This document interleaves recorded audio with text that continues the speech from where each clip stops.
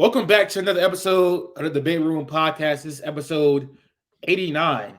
Before we even get started, make sure you like, comment, and subscribe on the video and share the video. And follow our social media. It's up at the top of the screen. Doesn't take long. Just look that up and follow us on there. We need to continue to grow. Right now, we're sitting at like 1,030 subscribers, and all of our social media, Instagram, all that type of stuff is growing. So we appreciate all the support for sure. But episode 89 is going to be a jam-packed episode. We have NBA playoff topics, and we have NFL topics and trivia and stuff like that. So make sure you guys watch the whole video.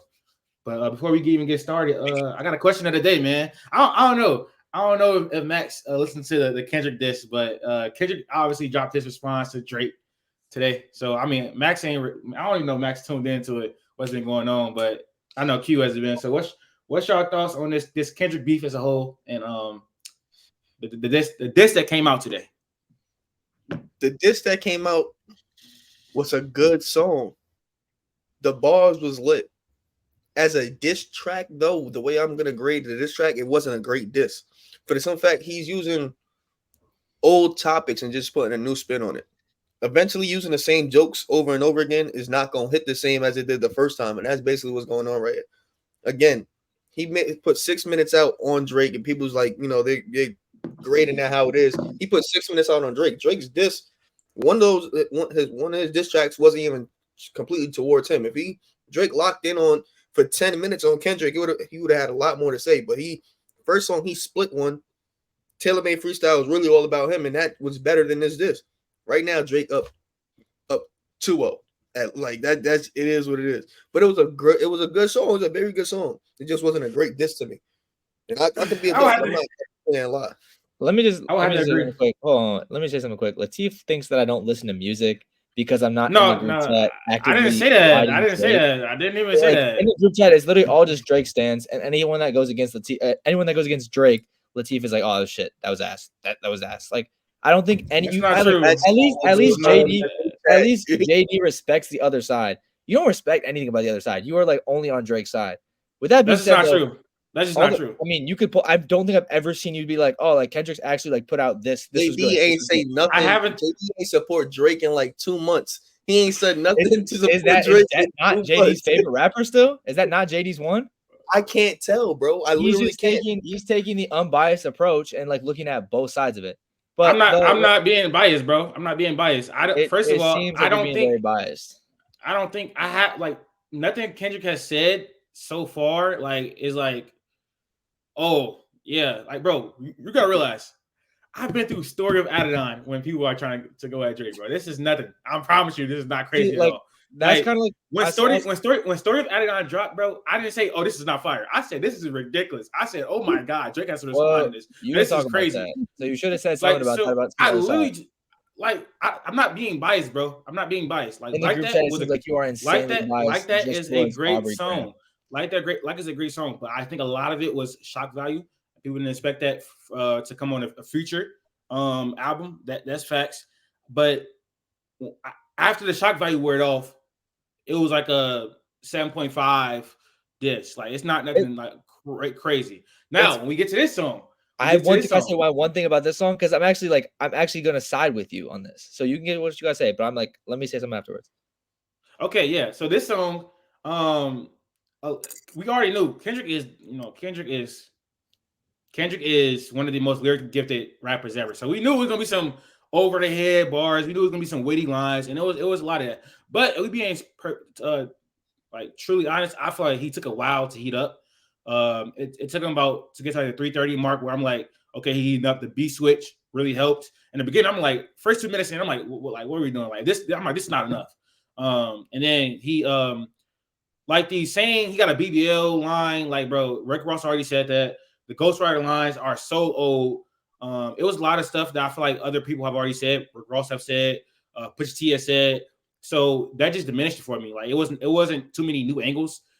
He went at his father. That was he had some great bars. I'm not gonna act like he had no great bars, but the angles. Yeah, the bars was good, bro. The angles weren't like new, and it wasn't like incredible diss. Like I don't think it was super hard hitting. People are on Twitter right now saying like, "Oh, he cooked Drake," blah, blah, blah, blah. I don't think so. I think Drake right now is still ahead. I think Taylor Man Freestyle was amazing.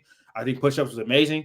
I think he's still in the lead as far as his beef. He does need to. He probably needs to. He's gonna respond. He's gonna respond. But I don't think that Kendrick this is better than his. So I mean, that's my opinion on it. I saw a TikTok where it was like Kendrick seems like be holding stuff back and like he's still sending warning shots. And like I kind of agree. But I'm just saying, like, I think it's a couple songs deep now. Like, when are the warning shots gonna actually start turning into like substance? And like I think in my opinion, like the parallels is like the Chris Brown and Quavo. That shit seems so much more personal. You know what I mean? Yeah. Like they're actually attacking like that actually seems so much like more personal and more like I don't know. Those just like seem actual like they come. I don't know how to explain it, but those seem like they have more substance to them than what Drake and Kendrick are shooting back at each other with. But yeah, bro, I can be. I mean, it's music. I can go back in every single time we talked about this, and I don't know. And it's just like I wasn't impressed. I wasn't impressed, bro. I don't even think you said it in the group chat. I don't even think you were impressed by like that at all. I think you literally no. The first when it first came out, I'm like, bro, this is light. And then I finished the entire song, and I was like, oh no, this is crazy. I was maintaining like, yeah, this is fire. This is crazy. I think Like It is a great song, but as the shock value started to wear off, and I started to really listen to it, care about it anymore. No, not even. It's just like people were like hyping up N-word bum or like F the big three. It's just big me. Like it wasn't no super. That's gotten corny now. It wasn't no super layered. Like it wasn't super layered. And I think what he did on Euphoria was way more layered, even with the title of the name. So like again, this was a way more layered diss track. I think this is definitely better than like what he did on Like That for sure. Yeah, it's a step up. I don't think Like That was that crazy after you get past the shock value, after you get the fact that everybody's similar on Drake. This is on Future's album. Once you get past that, Like That's a great song, but as a diss record, I don't think it's anything special at all. But that's my opinion. I think I can be objective and be like, yeah, he cooked Drake. That's what I did with Pusha. Pusha murdered him. I would never ever say he didn't. Pusha murdered Drake. He bodied him. I would never say he didn't. It wasn't nowhere near close to that. This people are saying this is something Drake can come back from. Like, it's ridiculous. Like people are saying he's done. That's ridiculous, bro. So yeah, I mean, we're a sports podcast, but questions. I just need a back-to-back level of song right now. Back-to-back, not his best diss track. It's not. I don't know. Duppy's for best me, it's up there. It's up there, yeah, but Duppy's better. But we can get into actual sports.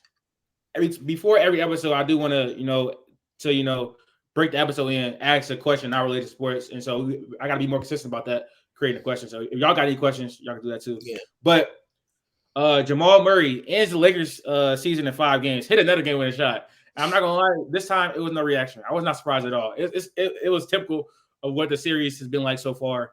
The Nuggets just executing better down the stretch.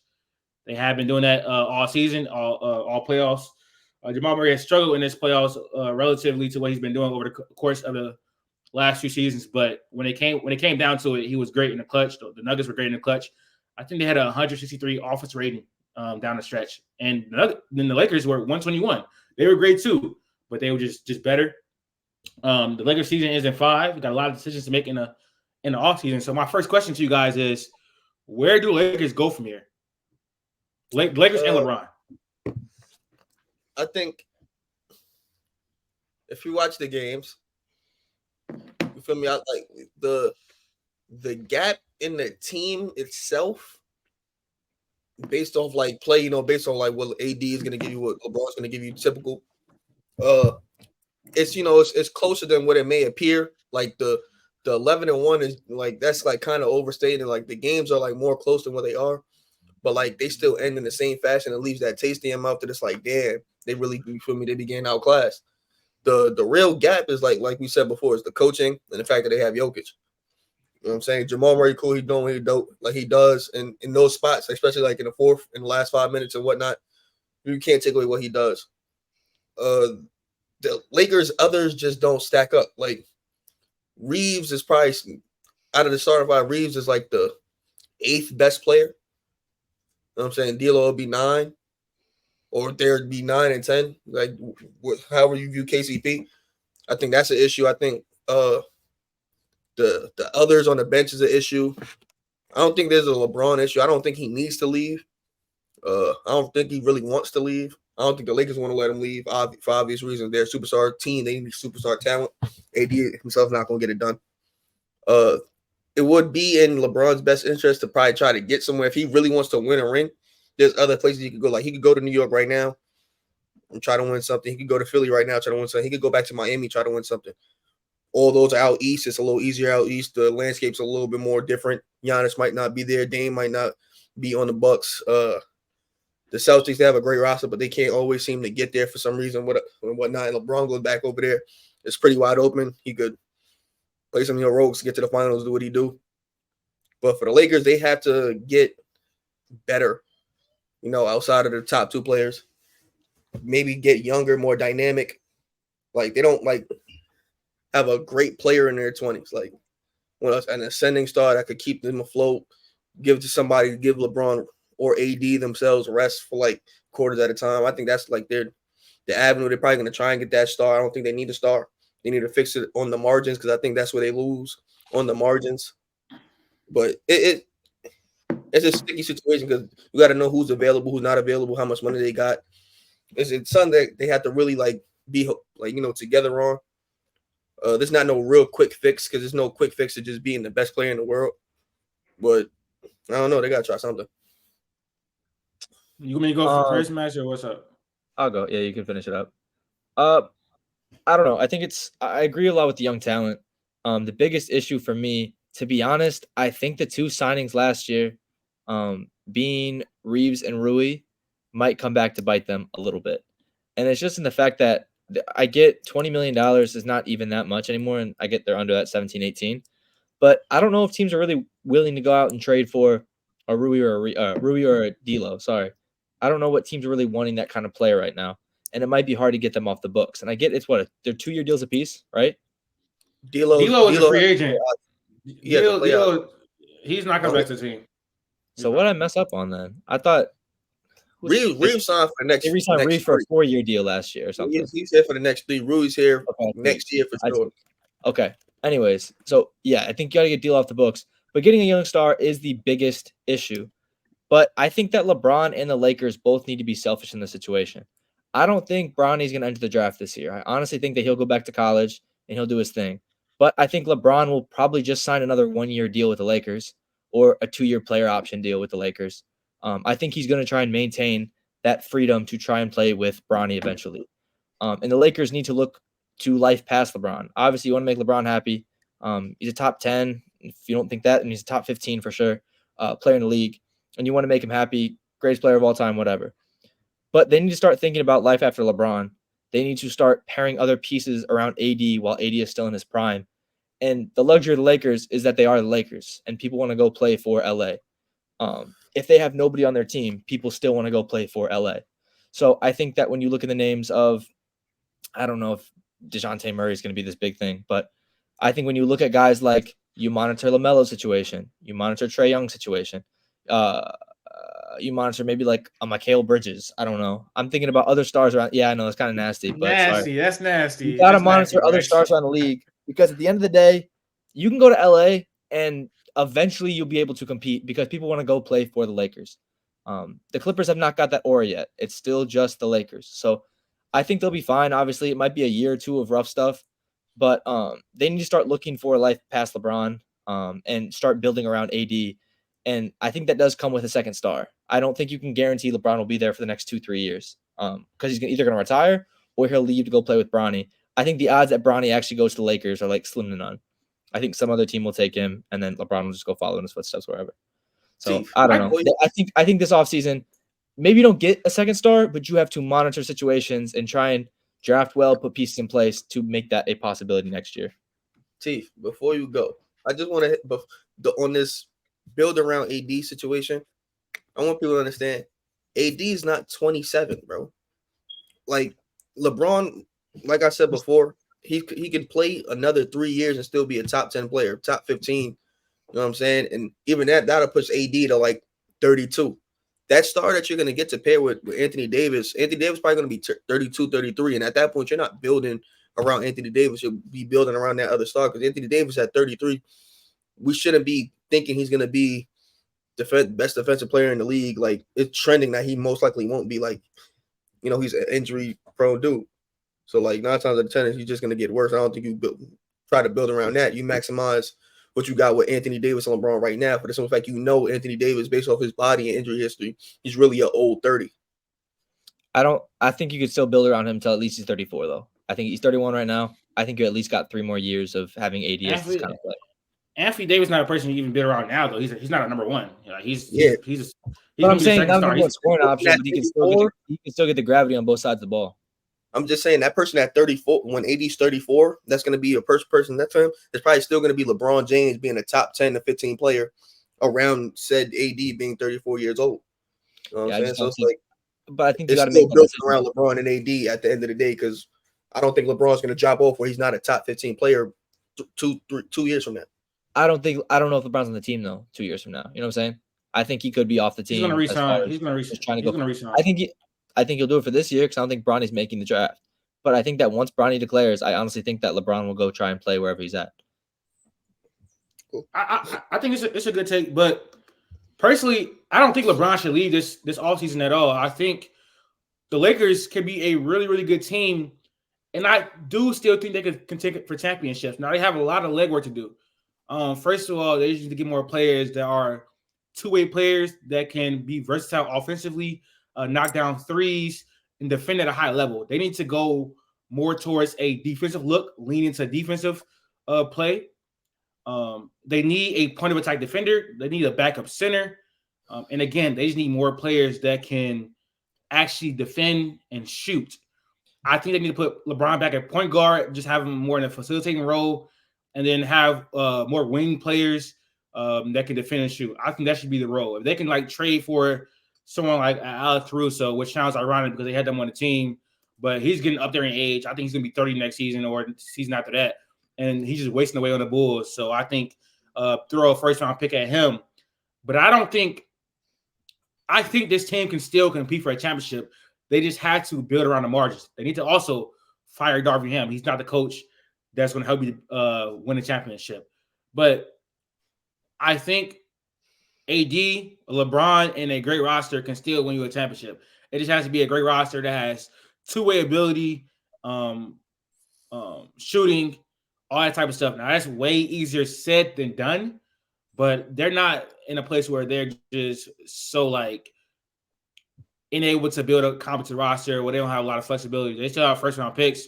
They're going to still be able to have a little bit of money to play around with, but players like Taurean Prince shouldn't be getting 35 minutes a night in the regular season. They would have been able to avoid Denver a little bit longer. In that sense, D'Lo needs to not be on the team anymore. I think Christian Wood is a free agent. He wasn't great this year. Gabe Vincent, he has some security, I think. So I don't know. They just need to work to build a more two-way roster, leaning to more in the defense. But don't panic. I don't think LeBron should be leaving the team. It just needs major change needs to be happening. So that's my take on it. Do I think LeBron's going to win the championship? No, but I don't think it's out of the realm possibility if they can build a great enough roster. That's my take on LeBron and Lakers' future. You see what Darvin Ham said? Oh yeah, he's ridiculous. What did he say? He was talking about it's hard to be a coach when. Hold on, bro. You said I don't know. Isn't he already coming back? Isn't he coming back for sure? No, he's not. His job is in jeopardy. I thought the report was that he's coming back. So, bro said D'Lo was shit in the bed for 10 games in a row. He ain't say D'Lo, but he just said for me. When he said a starter, we know who it is. And he said it was hard because of injuries, bro. This is one of the most healthy Lakers seasons we've seen in the last 5 years. I don't know what he's talking about. 80. Did he play 82 or did he play 75? No, he played 72. 72. Okay, 72. That's why I got confused. But I mean, for AD, that's amazing. I think he played 76 actually. That's the most games he's ever played in his career. That's great. Yeah. So, I mean, as far as the series goes, though, again, Lakers are led for a lot of time a series, but at the end of the day, it came down to coaching. It came down to execution. I think LeBron and AD were played fairly well. AD was great in this series. He looked like the second best player in the series. But Jamal Murray had this. I mean, not Jamal Murray. Michael Porter Jr. had the series of his life. I think, if I'm not mistaken, he averaged 25 points a series, which is ridiculous. 50 something and 48% from three, probably 50% from three, something like that. No, they didn't shoot. They shot like. They didn't shoot well for the three. They did not. Yeah, they shot it wasn't last year when they shot historic, but it was the complete opposite. MPJ's averaging 23 points, 8 rebounds, and assists in the 5 games of the playoffs. So that's ridiculous. This is a series of his life, bro. I know we're gonna hop into a next topic, but I think that obviously that'll drop off next series for sure. I mean, yeah, we can talk about that later. I got a trivia quick thing before we move on. All right, guess the top 10 highest scoring NBA seasons where the player did not make the playoffs. I started off. Oh, my bad, not playoffs. My bad. Let me rephrase that. All-Star. Oh yeah, read it back. Yeah.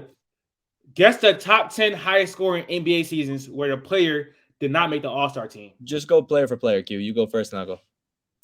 All right. Bradley Beal. Bradley Beal was number 1. In 2019-2020, he averaged 30.5 points per game. Devin Booker. Devin Booker is number 5. He averaged 27.8 points per game in 2022-2023. He should be on there twice, I think. He's not. He is. I lied. Devin Booker is also number 9. He averaged 26.6 in 2018-2019. Yeah, how many years? He went crazy. Huh? How many years this go back? It's forever, I think. Okay. I would assume. Dame. Dame is number 7. He averaged 27 points per game in 2016-2017. Trey Young. I don't even know they have. I don't think he's on the list. Well, what did he average? He averaged 25 last year and didn't make it, or 26. Wait, hold on. Look up how much Trey made this year. Average. Let me look it up. Because he's not on this list, but he averaged 26. Yeah, last year. I'm not gonna lie, 26 might not make the list. No, 26 didn't make the list. Which year are we talking about? This year, how much he averaged? No, this year he averaged 25 and he made it. Last year was 26.2 and you didn't make it. That's what I'm saying. Last year he averaged 26. Oh, 26 didn't make it. He's not on the list. This list was made on February 15th, so it's pretty new. Okay. You said Trey Young? Trey Young is not on the list. He's not on the list. Does Joel Embiid count? This year, no. They didn't count him because he didn't play no games. He wasn't eligible. Did Dominique have a crazy year? Yes. Wait. 80, 84. Yeah. Dominique Wilkins is number 6. Dominique Wilkins is number 6. He averaged 27 points per game. 27.4 points per game in 1984, 1985. Yeah, rookie year when he went crazy. So y'all have right now. Y'all have number 1, right? Y'all have number 1, numbers 5, number 9, number 6, and number 7. You go, Q? You got one? I'll throw another one if maybe. He's missing 2, 3, and 4. 2, 3, 4, 8. Was there a Melo year in there? Carmelo is not on the list. I don't got one. Come back to me. Paul Pierce, is he there for one? Paul Pierce is not on the list. I'm trying to think of scores. The lowest year is 26.6.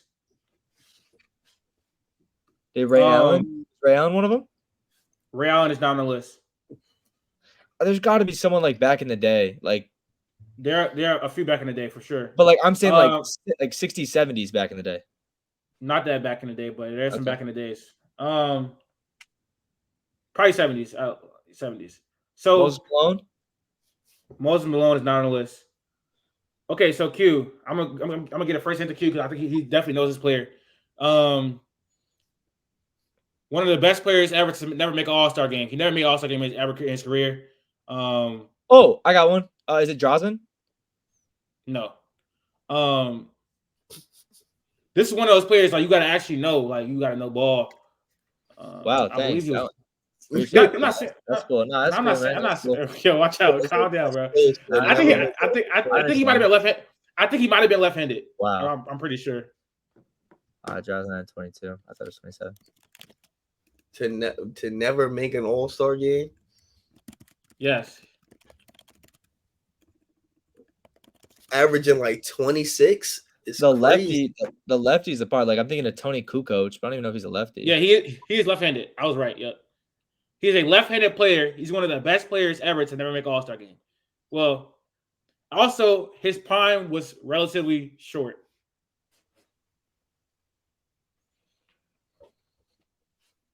He played for many teams in his career, or just one.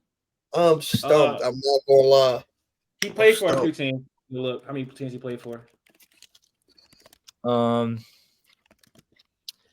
Armstrong, Kevin Johnson. I think they both made All-Star teams. Was AI ever on that list? No. Oh no, he actually only played for 2 teams. Position? He's a shooting guard. Shooting guard, small forward. His prime was like 1, 2, 3, 4, 5, 6. Michael Redd? Michael Redd. Who's it? Michael Redd. Michael Redd. Yes. Michael Redd is number 8 with 26.7 points per game in 2006, 2007. Was that the guy you were thinking of? Nah, that was the one. That's the one. Oh, that's the hint, dude. Okay. No, I'm saying that's the answer to that to the hint. Like I know that's the it's Michael Redd. You said I'm like left-handed shooter guard. I'm like, oh, you said 3-year prime. I'm like, all right, he averaged like 26, like 27, something like that. But Michael Redd, cool. We have you sure? There is a no. Yeah, it's not on it. I'm looking at. I'm really looking at the list. He's not on it. He made an All-Star in Denver. Nah. Antoine Jameson on the list. He made an All-Star. Never mind. We're not doing that no more. They can make an All-Star, right? They just can't make. Yes, we have another player that is we have a current player on the list. He's also left-handed, I think.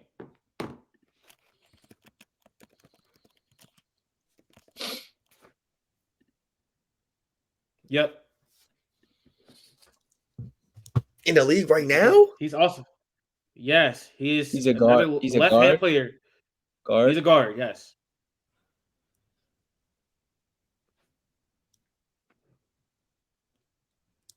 Not James Harden. No. Yeah. You would have known he's left-handed. You wouldn't have to look it up. Yeah. I was pretty sure this dude was left-handed too. I don't even know. I had to look it up. I'm lost. What was a guard that's left-handed? A guard that's left-handed in the league right now. Come on, that's y'all. Average 27, like 26, 27, and didn't make an All-Star game? Have they made an All-Star game before? He averaged 26.6. I believe he has made an All-Star game before. No, I'm just saying that year it didn't make an All-Star game? No, yes. Apparently not. Who's a lefty guard?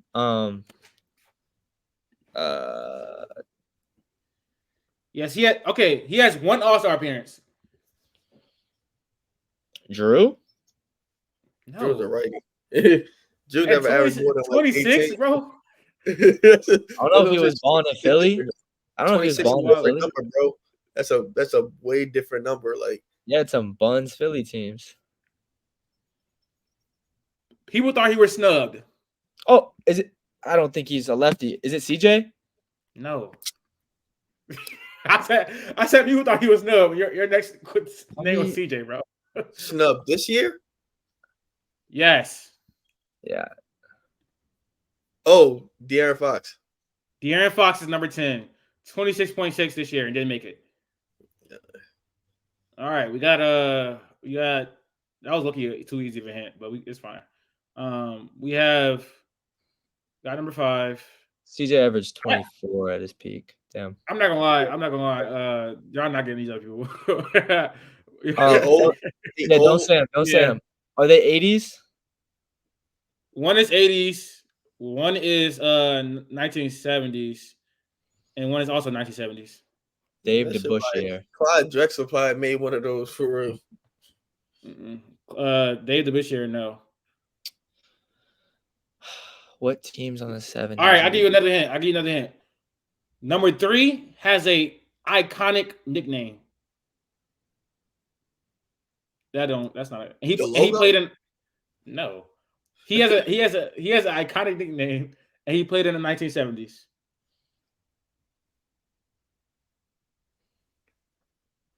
Is it Hot Rod? No, that's an iconic nickname.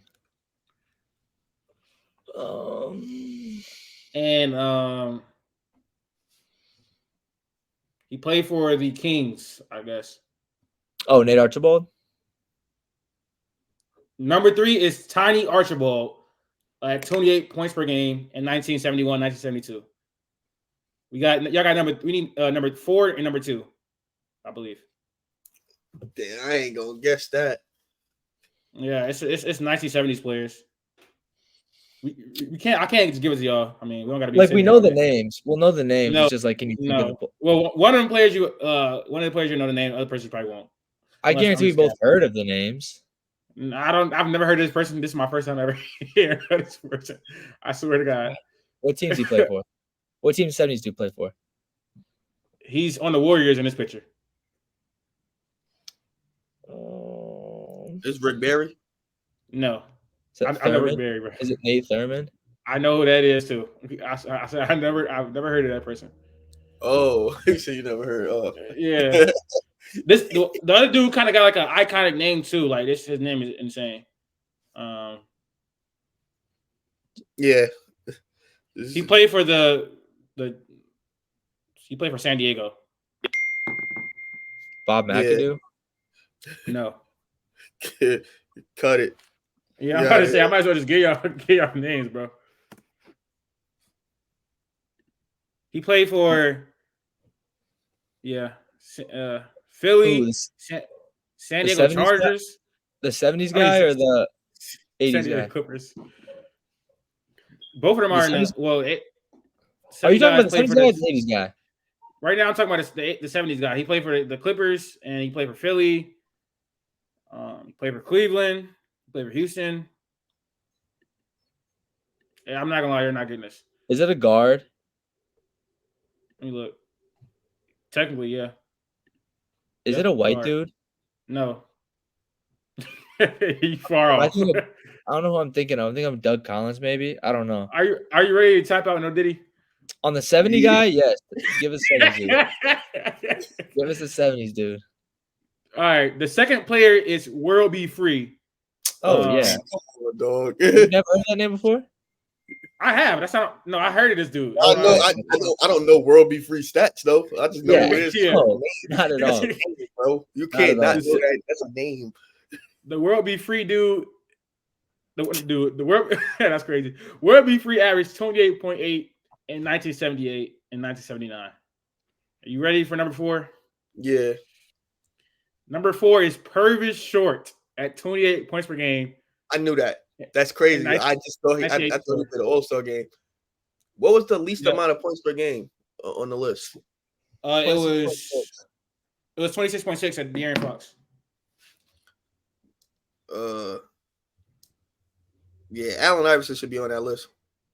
How much he averaged? 26.8. And he made the All-Star game? Nope. How many games he played? 48, but that was like the first 48. You know what I'm saying? It's like he would still make the All-Star. True. Yeah, I don't know. MVP votes. I got fadeawayworld.net. That's where I got it from. Oh.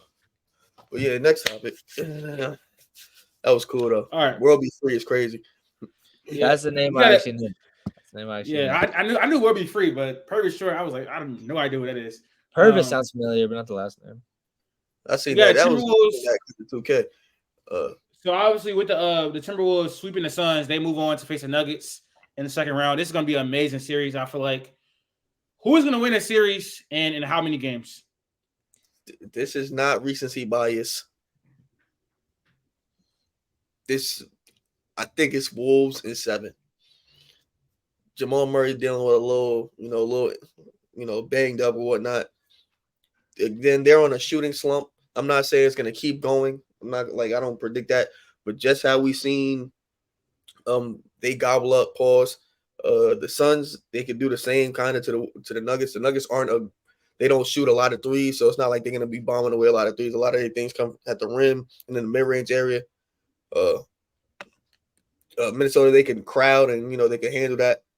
They have somebody to throw at their best player on the perimeter.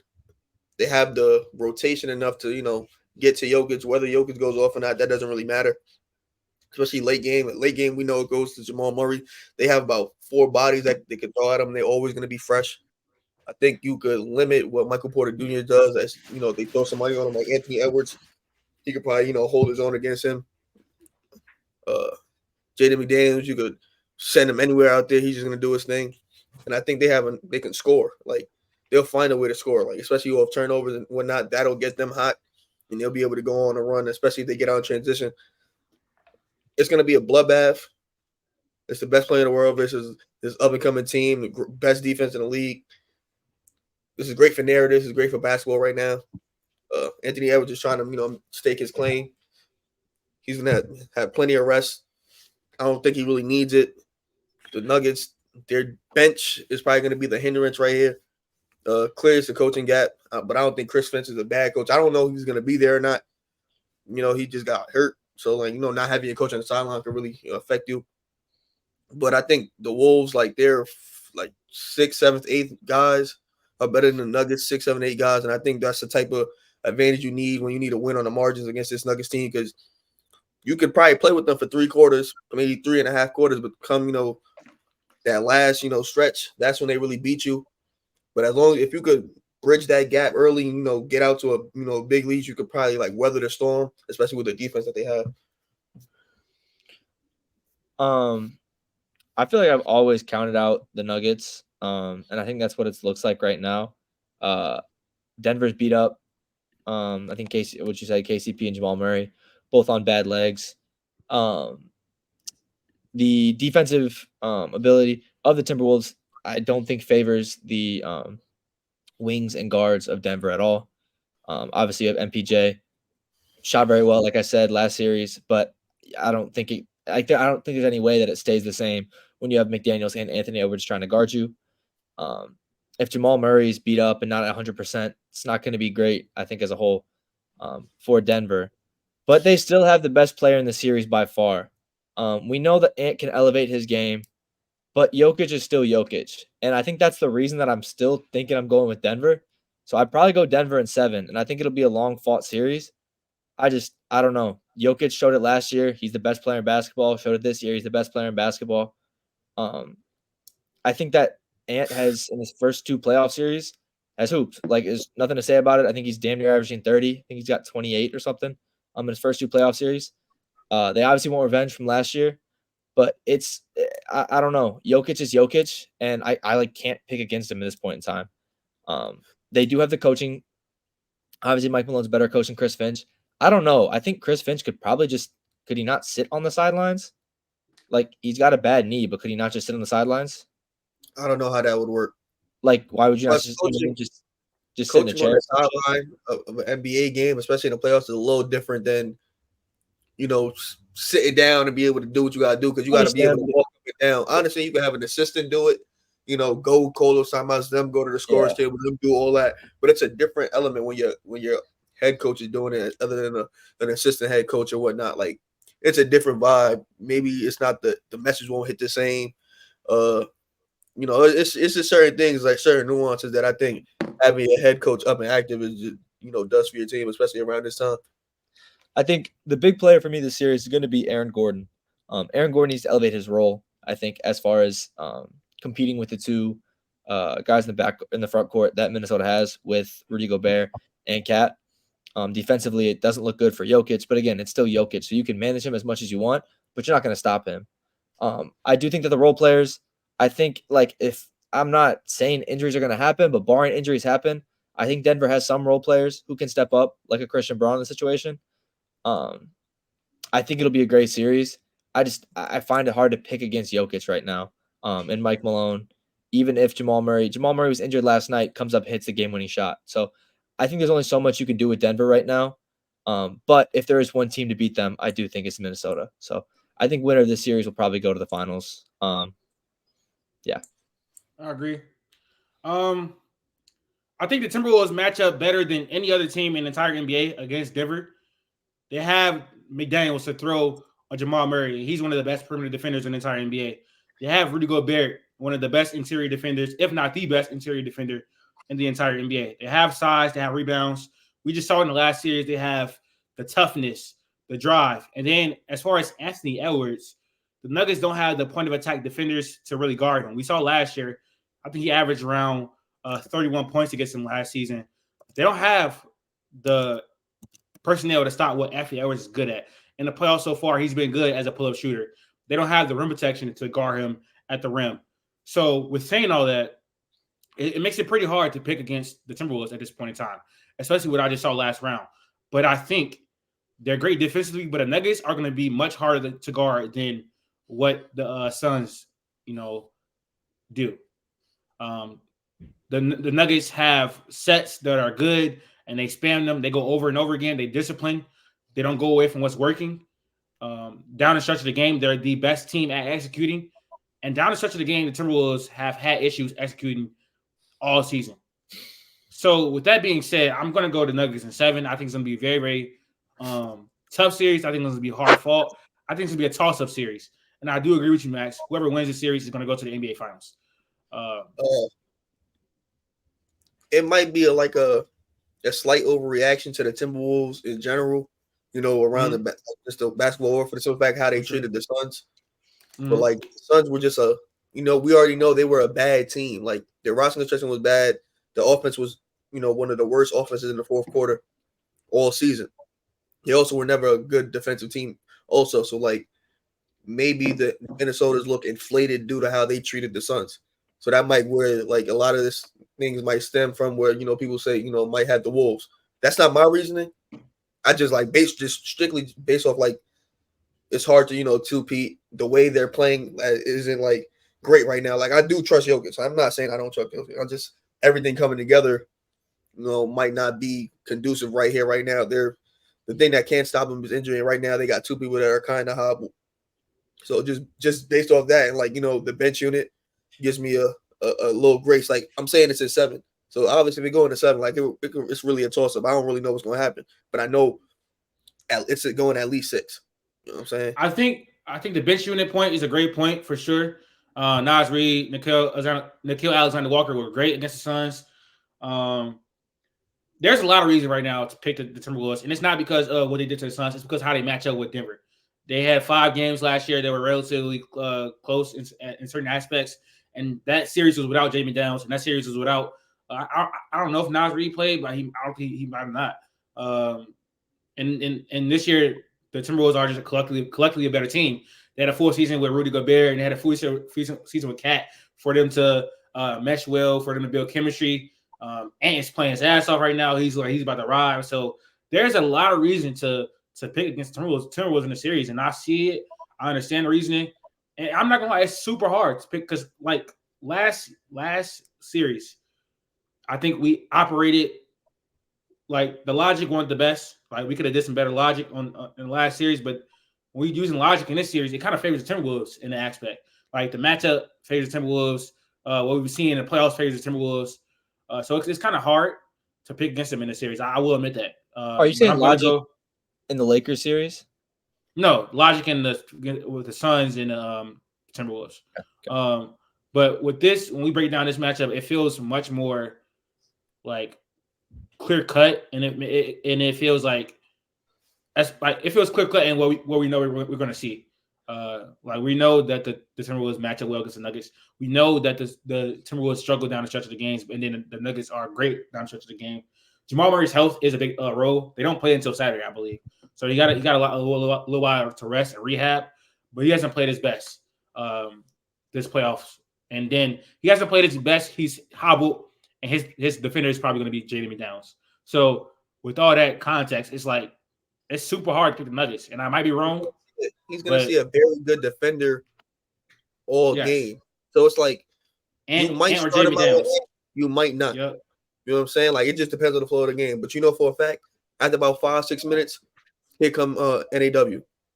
They hit come McDaniels again. They hit come in. Yeah, I agree. Because might be on there for like 2 minutes just because he's on the floor. He needs some minutes. Like it's so many things can happen. He's gonna get funneled. Like especially on these screen actions. If Cat is playing how he played last series, again, don't take nothing from the Suns. Like take it with a grain of salt. But if he jumps up, like you feel me, he plays over that screen, and you just force Jamal down. You bringing him into a smaller area. You put a body on him. You still gonna wear him down. You put a body on him. Like you still could get him hurt. He's still hobbled. Like there's ways to attack him. They just have to do it. But again, if a Jokic just is transcendent, then that's just it. We lost, to an all-time player doing all-time things. I don't even think necessarily they need to throw McDaniels on him, what you were saying, like for majority of the time, because like if Jamal Murray is beat up, like if he's not playing 100%, I think you can get away with throwing Nikhil or Edwards. You know what I mean? Like you can get away with throwing someone else on him, and you put McDaniels on, especially if MPJ is shooting like how he started, or if he's coming off what he was at last series. I think you definitely throw McDaniels on MPJ for a little bit to prevent that. And I think I guess Jamal's got some time to heal, but if he's not 100%, I think you can get away with throwing someone else on him. So I don't think Ant should be the move just because you need him to be. You get tired. Understand? Yeah. You need him to be your best offensive player. You need him to be great offensively. You need him to be great offensively. If he wants to take that challenge in certain matchups, like especially like late game, you let him do that. That's like a superstar move. You let him, probably for the first, like you saying, for the first 40 minutes, he's probably not going to really be seeing him. You'll probably see somebody like MPJ, somebody he knows not going to be sitting there, going crazy, dribbling the ball, trying to do a whole lot of things. He's really just, play finisher. You just got to worry about that. You know what I'm saying? And that's like a break glass, case of emergency, superstar moment. I'm going to do it here right now type nonsense. I want to see how they're going to be able to guard Denver's actions, especially their pick and roll, because they're going to make Rudy play in space. And while he was great in isolation and in space against the Suns, I want to see him do it against a better offense, much better offense, much more movement. And so I want to see how he plays against that. But yeah, I would definitely probably put Jaden McDaniels on him. We just saw him clamp Devin Booker for a lot of the series, and whoever he was guarding got clamped. And then Jaden McDaniels had that length, and so Jamal Murray likes to get that mid-range shot a lot, and so he could bother that a little bit. And so again, they just match up. They match up perfectly against them. It's really going to be about their offense late game. It's really going to be about how Anthony Edwards plays in the series. I feel like that's going to be the deciding factors. In the last two series, the Timberwolves dominated the boards. The Nuggets dominated the boards, but it's not going to be that much in this series. I think the rebounding numbers are be much more even because both of these teams have great size. The Timberwolves obviously have more size. This series is going to be a chess match. I'm really, really excited to see it. But speaking on Anthony Edwards, we have a star bench cut. So I don't know if you guys are ready to get into that. You picked a prediction. Me? What's your prediction? Yeah. I said Denver in 7. I also had Denver in 7. And I'm not gonna lie, this is if Jokic goes on a run where he beats the Lakers again, he beats what looks like a defensive juggernaut in the Timberwolves again. He beats one of Boston. Shea. He beats Boston. That's the big one. He's gonna go through 3. He's gonna go through 4 top 15 players. If he in the own conference, and then he's gonna go up against another top 10 player coming out the East. You know what I'm saying? Yeah, so like he's gonna done 1 through 5 top 15 players all in one run. He's gonna jump from top 18 all time to probably like top 12. Like that room will be in, it'll be that Curry Hakeem room, like that area, like that's like that, just that area you start talking about him. I gotta keep top 10. This is with Shaq. Like I do have a King top 10. I think. Oh, sorry. Here you go. Yeah. So if he goes against the Lakers and sweeps them. Well, he generally swept the Lakers, beats the Timberwolves, and they look like the Timberwolves was genuinely a all-time great defense this season, like relative to the rest of the league. They were 4 points better. And then he goes against one of Luka, Shea, the Clippers, and then finish it off while beating the Celtics. It's like conversation is going to get crazy, and they're going to be warranted. So I agree with he'll probably be top 12 all time after this run, because that would be an insane run to just go on back-to-back championships, 3 MVPs. Yeah, that's ridiculous. I know we've had the conversation, whatever, about where he stands as far as like all-time centers.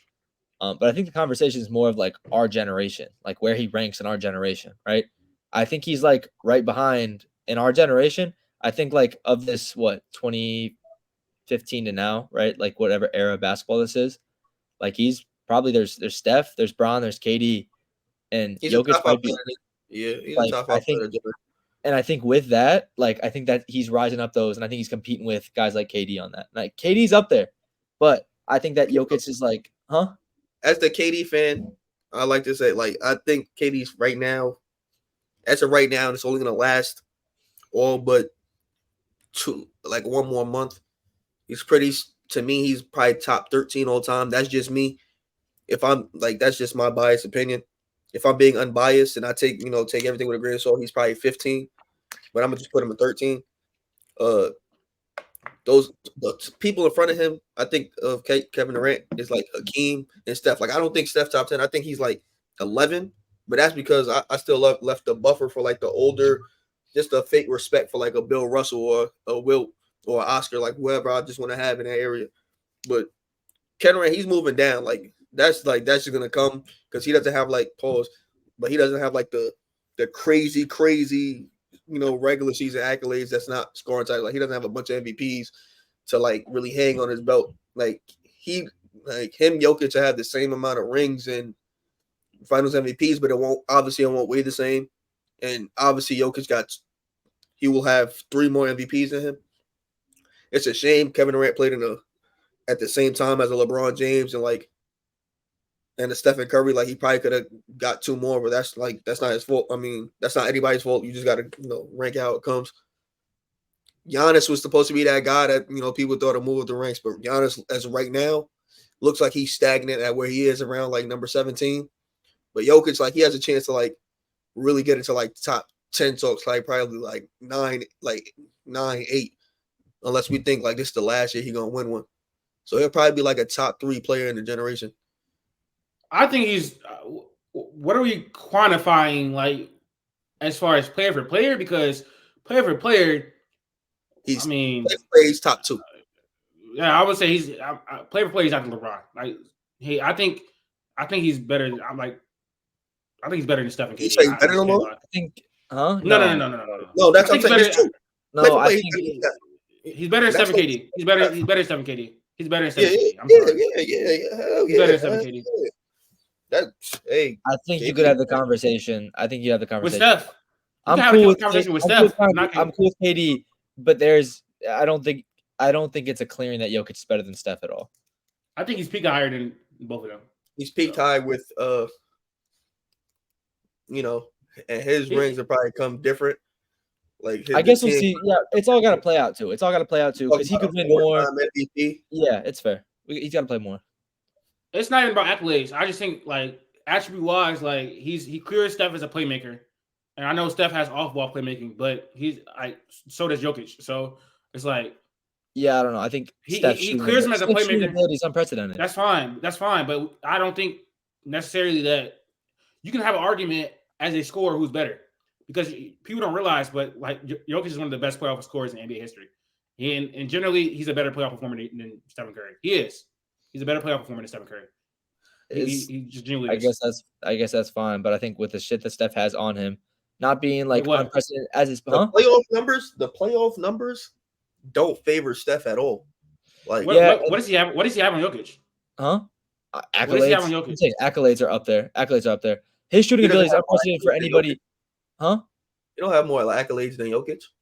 He's got 4 He has more rings. championships, but he played with Kevin Durant. I mean, he's got 4 rings. He's got 2 MVPs. 2 MVPs. Jokic's got 4 MVPs, bro. Huh? He's got 3 right now. He's about to have he's literally about to win a fourth one right now. He didn't three-peat. Jokic has 2 MVPs. No, Jokic has 2 right now. And Pete got one. Yeah, I'm tweaking. He's gonna be a 3-time MVP. Yeah, like a 3 is great. Don't get me wrong. I think that Steph's 3-time MVP. If he wins the finals, he's gonna be a 2 times finals MVP. Yeah. No, I agree. He's up there. But Steph's got the unanimous MVP. I think that has a lot of ground. Again, Steph revolutionized what we're at right now. You could look whatever you want. I'm a LeBron fan. I thought he should have got a vote, but he didn't. He was unanimous MVP. He's got the 7-3-9 Warriors team. That's why to me that doesn't really like. I understand it holds weight, but I don't think like the unanimous because we know for a fact, based off like storyline, they do petty things like that. Like we know LeBron was supposed to have a unanimous and a DPOI that year. Like you know what I'm saying, but we do know 2013 Bron was the best player to ever play a game of basketball. You know what I'm saying, without having the unanimous tag or even having Defensive Player of the Year. I guess it's like, all right. Yeah, I get you. All right. I guess the last thing is just like, get into this. I was saying, last thing is like Jokic is obviously like at the center position, unprecedented for his playmaking. But there are other players of all time who can compete with his playmaking. Would you agree or disagree? LeBron and Magic. That's it. Who is competing with Steph shooting? Nobody. That doesn't mean anything to me, bro. I'm not gonna lie. What does that mean? Why? Huh? What does that have to do with anything? There's facets to Steph's game that no one has ever come close to, and for a couple more years will come close to. Like Steph's shooting peak is unprecedented. No one's competing with that. That means magnitude for me that Steph is a one-of-a-kind kind of player. All right. Let's move on to start bench cut so we can move on. All right. Start bench cut Anthony Edwards, Devin Booker, and Donovan Mitchell. This is extremely hard. This is extremely hard, man. See, it's not for me, but that doesn't make it like a clearing or like I agree. You feel me? Like just because it's easy for me, it's easy for me based off preference and certain things. So there's so much reason. There's so much reason. I'm benching Anthony Edwards and I'm cutting Donovan Mitchell.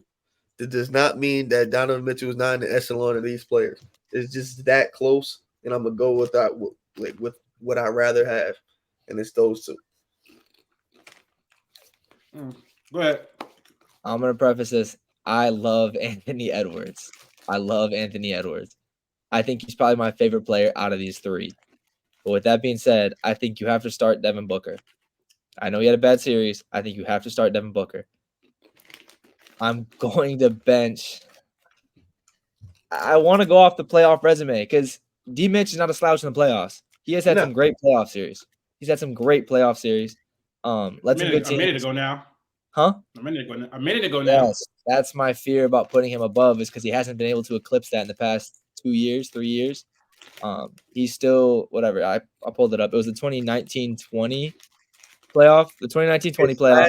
Last three playoffs were up 2-0 on the Clippers, lost no Kawhi. Lost to the Mavericks with Luka Doncic the first two games. You basically lost to Jalen Brunson. That's not to disrespect Jalen Brunson what he is now, but he is in what that was like, his coming out party. They were a much better team. They were the 1 seed. Last year, got destroyed by the Knicks. Like, so he's coming off 3 bad playoff exits.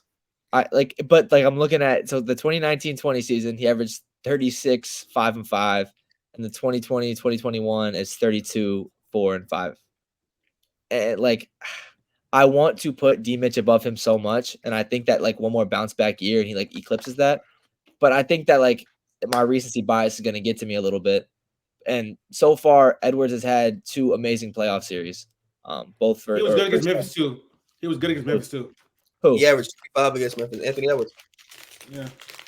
Why do I think last year was the first year? Yeah, you said that. You was like he's had 2 playoffs. Yeah, I meant to, but I did. I was gonna correct you too, but I forgot about it. Why did I thought last year was his first playoff? He was outplaying Ja for that. He was outplaying Ja that series. I don't even remember that series at all. I thought last year was his first year in the playoffs. Nope. With that being said, though, I'm going to start D-Book. I'm going to bench Anthony Edwards, and I'm going to cut Donovan Mitchell. But again, these are 1, 2, 3. These are 1, 2, 3 shooting guards. This is all super, super close. I also agree that's extremely close. And I feel like if you take one over the other, it shouldn't be too much crazy pushback. You know how people in comments want to react. Oh, that was a ridiculous take. That was a terrible take. But these are the top 3 shooting guards in the entire NBA, and it's extremely close. I'm torn because I want to give my respect to Devin Booker. He had an amazing playoff last year. He was great this year. I think he averaged like 26 and 7 or something like that. He's shown the ability to be a okay playmaker, and that's something that Ant struggles at. But the defense Ant is the two-way ability to Ant. It kind of makes me, I don't know, bro. I guess I am a victim of the moment, bro.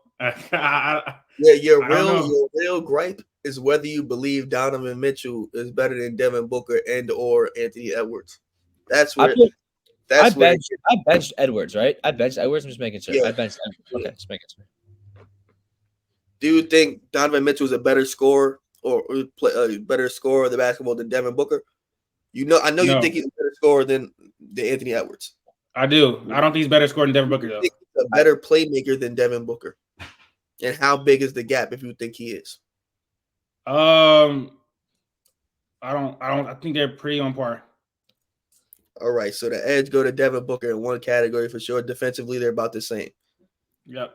You know what I'm saying? The situation matter in the situation for this. What you guys are thinking? Situation's got to matter a little bit. It kind of does. He mentioned a great season, bro. Yes. And but you can't lie. Like Anthony Edwards is in an amazing position currently. Like we talk about historic defense, huh? I would say, like the Cavs were beat up all year. The Suns had glaring holes. He was amazing, and he was playing MVP like basketball. All right, I got it. Fuck it. I'm just gonna do it because obviously he outplayed Devin Booker this series, but the level of defensive coverage they face is clearly different because he was facing against Jamie Daniels, and he was like, what if Jamie Daniels on Edwards? All right, okay, yeah. All right, I'm gonna start Devin Booker for the time being. If Anthony Edwards leads his team on a deeper playoff run to the Western Conference Finals or the Finals, it's going to change. I'm going to bench Anthony Edwards, and unfortunately, I'm going to have to cut Devin Booker. I mean, my bad. Unfortunately, I'm going to have to cut Donovan Mitchell right now, and that's myself. That's a tough. I thought coming into this, I was going to bench D Mitch, and like looking back, it's like I can't hold on to the playoff runs from 3 years ago. Like I don't know, like they were amazing. Like I remember Bubble D Mitch was disgusting. And he's struggling right now. I wasn't an Anthony Edwards fan. I was avidly going against a lot of what people were saying all season, not for things that weren't untrue, like him not being a great mid-range shooter, him not being a great playmaker. Those things again are still true today, in the grand scheme of things. But he's having himself a hell of a playoff series. He stepped up every playoffs he's been in. So it's how much are those hindering him? You know what I'm saying? Plus he's young. Because you know what I'm saying? We're talking about a 22-year-old versus a 27, 28-year-old. So I guess a little projection for sure. Yeah, we got to see what if I'm not gonna lie, Ant could be as close as a fringe top 10, maybe top 10 player, depending on how he is. If they face OKC in the Western Conference Finals or Luka in the Western Conference Finals, those are going to be the series that decide a lot. Obviously, if he beats Luka, he's not jumping ahead of Luka. I don't think that's the thing.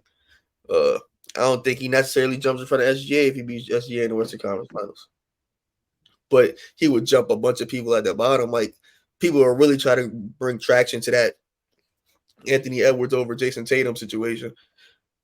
It'll make for a fun summer. All right. It'd be wild. It'd be wild. Do you want me to do trivia first, or you want to hop into the tier list? No, we have another topic for NBA. No, is it a top? Is it OKC swept the Pelicans. This doesn't even need to be a topic. Doesn't even need to be a topic. Okay. We got to talk about it though. OKC swept the Pelicans. I want to talk about what's next for the Pelicans. I'll start though. I think the Pelicans should be looking to trade Brent Ingram this year. I mean, my bad. I think the Pelicans should be looking to trade Brent Ingram this offseason. He was god-awful in the playoffs when they needed him to be great. Now, I understand he dealt with injury and all that type of stuff, but it's been multiple seasons now where him and Zion just haven't been able to finish seasons or when they need the most, they get injured. And so you can't have two injury-prone players on the same team like that. And I think Zion has more upside. And also, Brandon Ingram's contract is expiring. So I think they need to trade him. Try to get as much value as you can for an expiring contract in Brandon Ingram. But I don't think the experiment is going to work. I had a different tone before the series, but seeing how he folded when they needed him most, it was ridiculous. He was like, it was terrible in the series against OKC. So they should be looking to move him. I think the Pelicans to be a really good team. They just need to add a point guard. They need to add a rim protector. And I think that Trey Murphy will take that leap if Brandon Ingram's not on the team and he have more responsibility and more usage on the ball. So I think they can get better still by getting a rim protector, another point guard, and Trey Murphy take that leap. So if they trade Brandon Ingram next year, if they trade Brandon Ingram in the offseason, Trey Murphy's going to be my pick for most improved player because I believe in him and I believe that his ceiling is – we haven't seen his ceiling yet. He can get better as a player. So that's my take on what the Pelicans should do after getting swept by OKC. Let me go next. You're not wrong. Everything you said is correct. I don't want to make it seem like Brandon Ingram is just like he's ass or anything. He had a bad series. As of right now, we just have to say like this does not work. Like just based off the dynamic of the two players, like they're both injury prone. Like we've seen another team, sort of built like that between around two injury prone stars.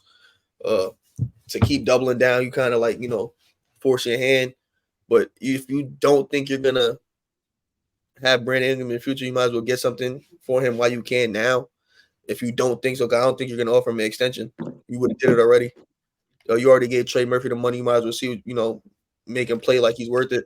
We know he can. You have Trey, Herb, Zion in the lineup. You give him a rim protecting / spacing center and a playmaking, guard. It can help a lot. Like I know Zion's a good playmaker, but having your best two playmakers be your two forwards, I don't think is the best idea. Trey Murphy doesn't need the ball. He's just gonna shoot. Herb shooting 40% this year. The team just needs like a little revamp. You gotta move off. Like I said, you can get something for him. Whatever you get back from him, just make sure it fits. You might not be able to fix everything just off that one trade, but you can try. You got the pieces. Like this team has, a good amount of depth. They just gotta fix around the margin, like you said. I don't know how much you can get for BI, especially on expiring. But there's certain places that he can go that'll look good. As for OKC, I don't want to like harp too much on the series. Like I expected this to happen. Maybe not a sweep. Maybe it was in 5, but I expected them to win. We're just gonna talk about them. I think we should talk about them more when we know who they're facing. But right now, they calm, cool. Series under the belt. We at home. We rested, and that's it. I agree. I have nothing to say about OKC. They did their thing. First playoff win in like a long time, and the OKC fan has nothing to say about OKC. Was it expected? It was expected. That's why I'm not going too crazy. Like I agree. I think we could talk about them next series. This was expected. No Zion. I'd be pissed if we lost that series. That's not a series we should lose at all. Like I don't think anybody had the Pelicans winning. Period. You know what I'm saying? I just don't. And like the historical context, yeah, we could applaud the win, like the series win, but we just expected this to happen. I think we celebrated once they knew the Pelicans got the AFC. Like I agree, Latif. Like sure, like I'm happy we won a series, and like I talked about it before. Like anything after this is like whatever, just like icing on the cake. Like it's great, but like that's a series I expected to win. Like I did not expect for it to be a tough series. I know me and Jaden talked shit about it beforehand. I was not worried in that series. It's all going to the next series, so everyone's healthy, great. J-Dub came back in that game, played in game 4.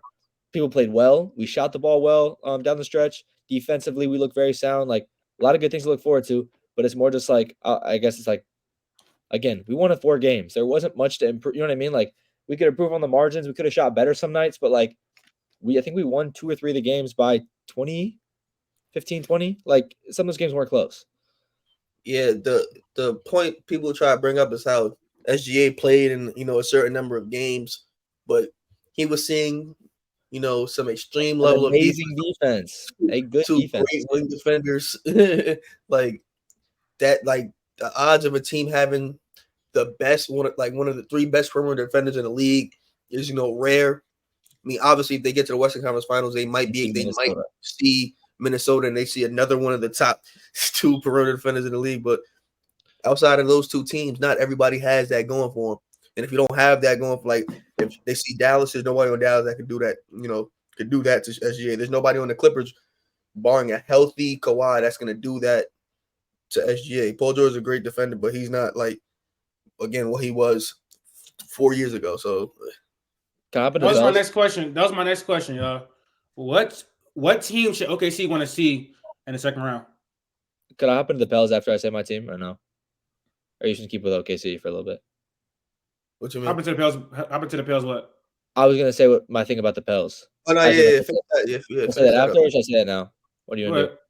Go ahead. I was gonna say, I think what both you guys said was correct. In my opinion, I would love them to invest in an actual point guard. Trae Young on that team, I'd love in the pick and roll with Zion. It just depends on what you got to trade for him. I think it's marginal. I think you need to get what you guys said. You need a point guard. You need a defensive set. You need a center. That's better than JV. I think if you had a better center than JV in that series, he eats so much more. I'm a center who could actually play 25, 30 minutes a game and not get tired or whatever, play himself off the court. So that's all. Not much. I just thought that I think that investing in a good point guard would be sick to have play alongside Zion. Who would you want OKC to face next round? I mean, I gotta probably say Dallas.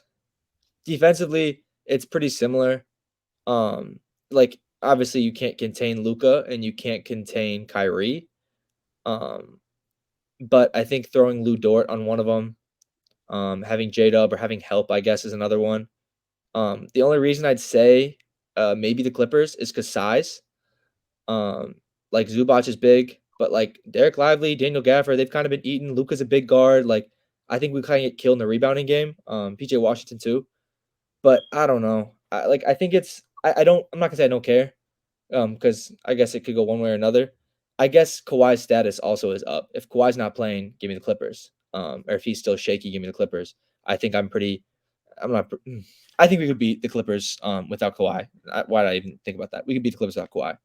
I don't know. I think there's some plus sides to both. The issue with playing the Clippers is that you might have to see a fully healthy Clippers. The farther you go into the playoffs, because as of right now, that Kawhi injury is kind of day to day. He might be able to play, he might not. The longer you go, the more it's he most likely he can play. So you might get a full series of Kawhi. That make it tough. If he re-injures though, if he re-injures it while he's playing, that's always a possibility. I'm not preying on injuries at all in the slightest. I'm not trying to prey on injuries. Give me a healthy Clippers team. I don't want to, you know what I mean? But I think the longer you extend that time period, though, you can also. I think the series to get your best player going, the team to get your best player going would be Dallas. I think he could have his great series because if he gets going, it makes it a lot easier. Shea or Luka? Shea or Luka? Shea. That's it. Okay. You feel that'd be the team that he could go out there average 30 on better efficiency throughout because there's not a defender level of Herb Jones on that team. I don't even think they have a Trey Murphy level defender. PJ Washington is cool, but he's not consistently a good defender every night. Same thing with Derrick Jones Jr. And Josh Green barely sees the floor, and he's still not at that level either. In terms of Chet being out there, Chet he adds a dynamic of rim protection. J-Dub, the jury's still out for me, but it still looks like he's one of the creeping into that top 30 player talks. Probably could be top 25 by the end of the year. Close. I think he could also in this series, the way they get their buckets, they're physical, everything downhill, mid range to the rim. They can shoot the three. I don't think Giddey hasn't, in my opinion, hasn't been hurting them that bad that he, gets on the floor. I think he still adds, to that rebounding department against Dallas. So I'm not too worried. And like I said, you throw Dort on either or, let J-Dub get the other one and just see what it is. And I believe in it. It's pace of play too. I think pace of play is a little bit more suited towards the Clippers, just being an older team themselves. I think maybe the Dallas can keep up a little bit more with transition, but we break out and go into transition fast. So I think that might maybe favor playing the Clippers a little bit more. All right. We can move on to the NFL tier list. Who would you rather have play? You don't have to say anything crazy. Who would you rather have play? If you're a Thunder fan. Definitely. I don't know. The Mavericks.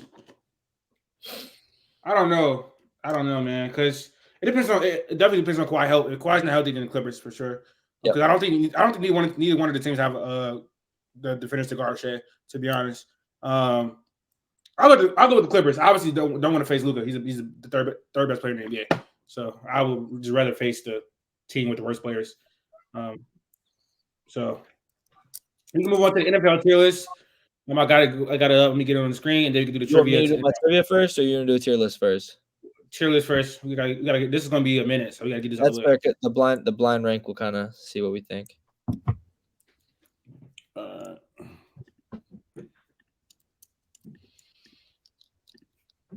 All right, so we're gonna put every NFL team in a tier list, and the categories I have is three-peat, favorites, that's corny. Contenders, that's corny. Playoff teams, young and upcoming, and you get this other one. Oh shoot, new. What's the new category? That was I don't know why it's in there. Let's get out. So three-peat, favorites, contenders, playoff teams, young and upcoming, number one pick. So we can get it started. Three-peat, that's obviously for one team only. Can we start from the bottom up? Can we start from the bottom up and get the bad teams out of there and kind of like spend most of the time in the middle? That's fine. I think the Patriots will be in play for number one pick. Do we agree? Yep. Patriots. Broncos. Yep. Or do you not think so? Q. Yeah. I was trying to see like the next team. I was gonna say. Raiders. Yep, that's fine. Raiders? Yeah. You think so? Minshew. Yeah, they don't have no quarterback in one of the best divisions in and they cut Hunter Renfrow too. They do have a lot of weapons though. Well, a good amount of weapons. Who's their running back now? I don't know. Exactly. I don't know. They got two tight ends and you got Devontae, but it kind of cuts off after that. And you don't have someone throwing. They got Jacoby Myers. Jacoby Myers is good too. Good enough too. I mean, they also got Brock Bowers. So I mean, yeah, he's too. Again, still, it's supposed to be a mediocre tier. Yeah, there you go. Mid. Okay. Yeah, that's fine. I still have it down there. I don't know. Because I think the Giants can go number one pick too. Yeah. Is that how you spell mediocre? Or am I tripping? Yeah, I think so. The thing is, I don't trust Gardner Minshew without Shane Steichen. I especially don't trust him with Luke Getsy. You know what I'm saying? I trust him to get like, I don't know, 5-6 wins. And I don't know if that'll put you in competition for the first pick though. I don't think they win a game against the Chargers or the Chiefs. Yes, that's fine. And I don't know if they even win a game against. No, they probably. So the both of y'all want to put them in number one pick because I think they'd be mediocre, but it's up to y'all.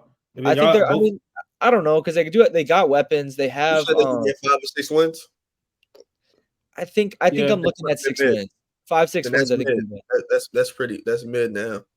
So 6 to 9 is mid. I think the Chargers will also be in the same tier. I don't know. Some people like the Chargers a lot. Some people like the Chargers. I don't. They got 2 young tackles. They got a young quarterback. They got 2 young receivers. Oh, they could be young and upcoming. You're right. They're a good scheme. Like they have a good scheme. They got 2 young corners. They got a young linebacker. They got a young DT. Like they actually like literally pivoted back to young and upcoming. That's good. That's a good point. Is Derwin James, and he's 27. Thoughts on putting the Saints in like number one pick or mediocre? Mediocre. Like, they play the NFC South. Yeah, bro. Yeah, you get split wins. Where are the Panthers at then? Mediocre or young and upcoming? I think they're going to be number one pick. Mediocre. I think so? they made too many. I think they made too many additions to be a number one pick team again. Yeah, I think they got markedly better on offense. They got 2 receivers protection at least. They got a crazy tight end. They got the best running back out the draft. Jonathan Brooks was a good running back. He's not Christian McCaffrey like as a prospect or whatnot, but he's a good running back. He was one of the best running backs in college. They paid for 2 guards. I know they overpaid, but they're good enough guards. They drafted a tackle. They got them some things to do. Like he could throw the ball to people now. It's a little different. You think they're gonna win like 5-6 games? I don't know. I think they can win 5 games. That'd be better than NFC South. You said NFC South. Yeah, I think they could win a game. I think the Buccaneers Falcons definitely better. Who else in the NFC South? Saints. I don't think the Falcons are much. I don't think the Bucs though are much past mid or mediocre. The Bucs just made a playoff last year. I mean, they didn't get worse. But I think the Bucs are mid this year. They lost Carlton Davis and I forgot about that. The Falcons are better. Like I think the Falcons will win. I think the Falcons will win that division, not handily. I do as well. I don't think like you can put the Bucs in mediocre. We're gonna get to the point where we understand why the Buccaneers are gonna be a mediocre team, and it's not it's like a little bit of their fault, but not really. They lost the OC too, right? What's his name? Yeah, to the Panthers, Dave Canales. Yeah. Canales. Oh no, I don't believe in the Panthers. But so Max, you want to put the Panthers in mediocre? Is that what you agree with that? Packers or Panthers? Panthers. I think they could squeak out 5 wins. So you do that what you want. We call them 5 wins mediocre. I thought it was 6 to 9. I think that the Broncos. I think that the Broncos and the Giants and the Patriots are like at 3. But if you got 5 wins, you're also not going to get the number 1 pick. Like if you have 5 wins, you're most likely probably going to have like 5 through 10. So I think next year would be worse, but I think this year actually was competitive. I don't know. I'm kind of like. Nope, never mind. Panthers went 2-15. Panthers went 2-15. My fault. I really don't think that the Giants are going to be bad enough to be the number 1 pick. They got wins this year, and Daniel Jones is probably going to be coming back healthy. I think everyone in their division got better though. Everyone in their division got much better. Their defense is the only aspect they really touched. The Commanders are not good. Well, the Commanders. I mean, the Commanders got a new quarterback. They got Austin Eckler. They signed a lot of offensive line pieces to help out. The Commanders got better, but they might not be better than the Giants. I think they're definitely better than the Giants last year. I think they're definitely better than the Giants. Last year. They have a new coach. They have a new entire regime. Like the Commanders are a brand new team. They're not going to be good though. I think they'll be better than the Giants. I don't know. I don't think the Giants are going to be in one. I think. Do you want to make a bet on that? Do you want to make a bet on Giants and Commanders? If they had Drake May instead of Jaden Daniels, you would think the Commanders would be better than the Giants. No, I would still have them in like a mediocre. I would. No, I probably wouldn't. I probably wouldn't. I swear I wouldn't. Bro. I don't expect much. I think the Commanders are going to have a top 10 pick again this year. Can we put the Titans at mediocre, please? Yeah, I agree with that. Do you agree with that, Q? Yeah, I think, but I like to preface it. I also don't think that's going to be a bad thing for them. Like I think Will Levis could win 6-7 games. Like I think he can win 6 games, and it'd be a good season for them. Like because I think if they win 6 games, that means he probably, threw decent. He probably threw for 3,500 yards, 25 touchdowns, probably throw like 12 picks. Like I think that'd be a good season for them. Like and then next team I'm looking at are the Cardinals young and upcoming or mediocre? Young and upcoming. Their best players are also very young. Like Kyler's still very young. Yes, I agree. Kyler's 25. Yeah, maybe 26. Seahawks are mediocre. Seahawks are mediocre. I'll let y'all have it on the Giants, but I just don't agree. Where do you have a mediocre? The Giants, yeah, I think they'd be mediocre too. Seahawks are right under the Browns. Dable can get a lot out of you, bro, and he got a lot out of him this year. He can get a lot. They signed Brian Burns. I think they adjusted the safety need. So they also lost Avery McKinney. They lost Avery McKinney. How many games do you think they won in the division? The Giants in the division, they're going to beat the Commanders once. Okay, that's 1 win. Giants or Saints. They can beat the Commanders twice. I'm not gonna lie, but we could give them 1. Giants or Saints. That's a damn. I'm in not a one game, the Saints, but it's a toss up. One game, they'll take the Saints. Toss up. Giants at the Buccaneers. Buccaneers, but I'm not that high on the Buccaneers either. But Giants at Vikings. Vikings. but it's kind of a toss up. It's kind of a toss up though. Yeah, like some of these games are toss ups a little bit. Like I think they favor the other team. Colts. Giants and Seahawks. That's a toss up. That's a toss up. Why? I'll go Seahawks. Bro, the Seahawks aren't that good. Bro. Please. Giants or Falcons. What do you see in the Giants? Oh, all right. So you gave me one solid win and about 3-4 toss-ups. If they just go 500 on those toss-ups, they only win 3 games. That's the whole entire schedule? No, I didn't give you any of the Dallas Eagles. I didn't say Ravens. I didn't say Bengals. I didn't say the Browns or the Steelers. I left those out. Okay, that's fair. You know what I'm saying? Because if you go tell me those toss-ups, then we're having a different conversation right now. But I gave you that's what I said. I gave you the teams. You gave me 4 toss-ups. If they just go 500 on those toss-ups, they only win 3 games. That's number 1 pick contention, if you ask me. Okay, that's fair. Oh man, all right. Well, that's a good argument. I agree with that. I see what you're saying. Bears. Commanders. We better do the same thing for the Commanders too, because I feel like they're gonna be number 1 pick contention too. I'm not gonna lie. We didn't even get there yet, bro. Okay, but yeah, they're not immediately. I don't think they got the same schedule. The difference of the schedules would be when they play each game. So, like, obviously, if the Giants play the Panthers and the Seahawks back to back, they have a possibility of going on a win streak, and that might make them look good against another team. Same thing, like they might face 4 great teams back to back and go on a loser streak, and they look a lot worse. Like that's why you have to really wait till the schedules come out. But based on the opponents, I don't know. I think I don't know. I feel like I don't think the Panthers and Giants are on 2 different levels of team. The Commanders, just making sure the Commanders got Austin Eckler, they got Bobby Wagner, signed Marcus Mariota as a backup, got Zach Ertz, got Dante Fowler. None of those first 3 players you said moved me. I'm not gonna lie. They got Jeremy Chin. Didn't move me at all. That moves me a little bit. All those players are better than everybody that's on the Giants. They got 4 different offensive line pieces.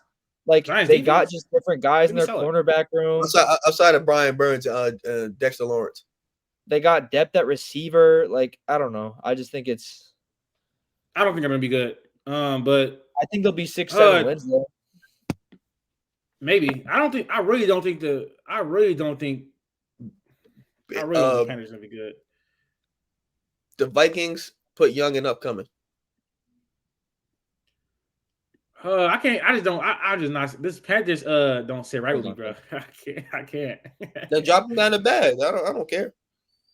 No. I don't want people to say. This is my list. I don't want to make. No. We're not doing that. Max left. Okay, we can keep going. Q. Who else? Bears are. They're either young and upcoming or a playoff team. It depends on what we think of them. If I think they could get 10 wins. I think we should wait. Until we see where the rest of everybody at, and then put them there. All right. So the Cowboys are a playoff team. I think the Rams are a playoff team. Okay. Bills, are we still playoff team? I think the Bills fixed every hole that they had. And they got younger at that. Feel me? They filled everything that they needed. At this point, they're gonna have to show me. Pause. That was crazy. They filled everything they needed. It's crazy. Do you think the Jets are a playoff team now, or are you still saying they're gonna be mediocre? I got playoff team for the Jets. Yes. I do too. Are you still not fighting? I guess. I mean, guaranteed no, but they will be fighting for a playoff spot. Yes, they will.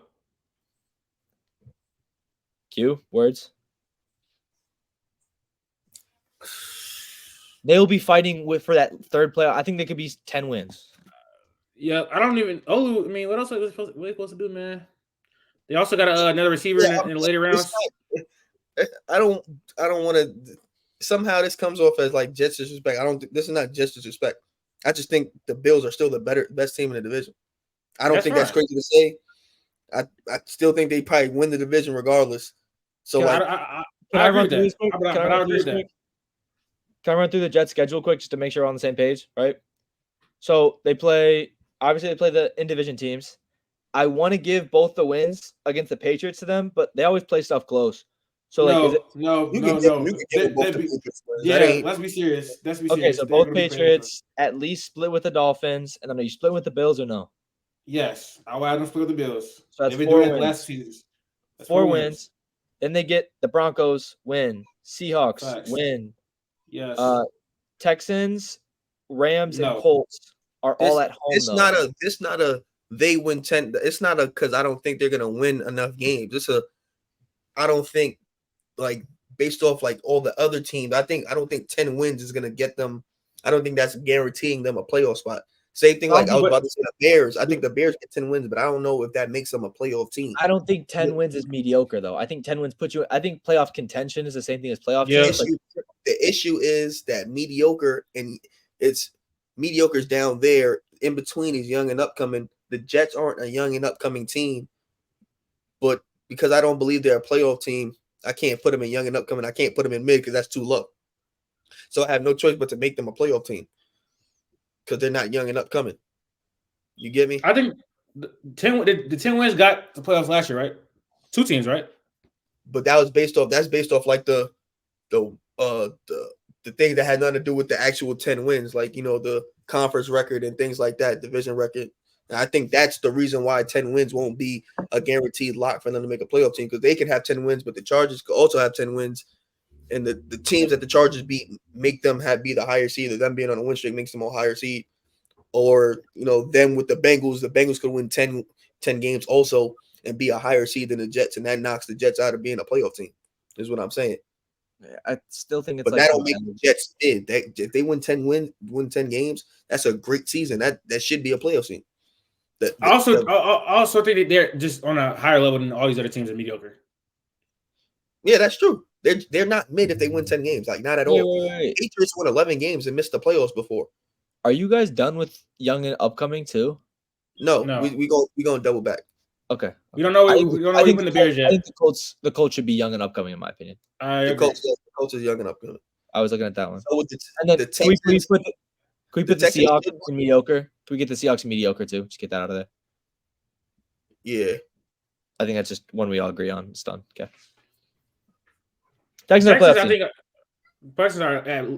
I think the Texans are at minimum playoff team, and I think they could. I will argue they're contenders, but I would not. They fit into 3 different categories. It's just where you want them to fit.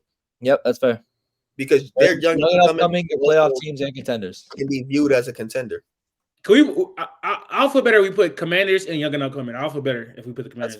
That's fine. I'm cool with that. Well, are they actually young though? Because they do have they did sound like a lot of. It's just because of Daniels, and that's the most important position though. Wait, why are you moving them so high? He's saying young and upcoming. Young and upcoming. No, they either bad or mid. Oh, the Commanders. They're either bad or mid. They could definitely get a top 5 pick next year. I'm putting them bad. I don't know.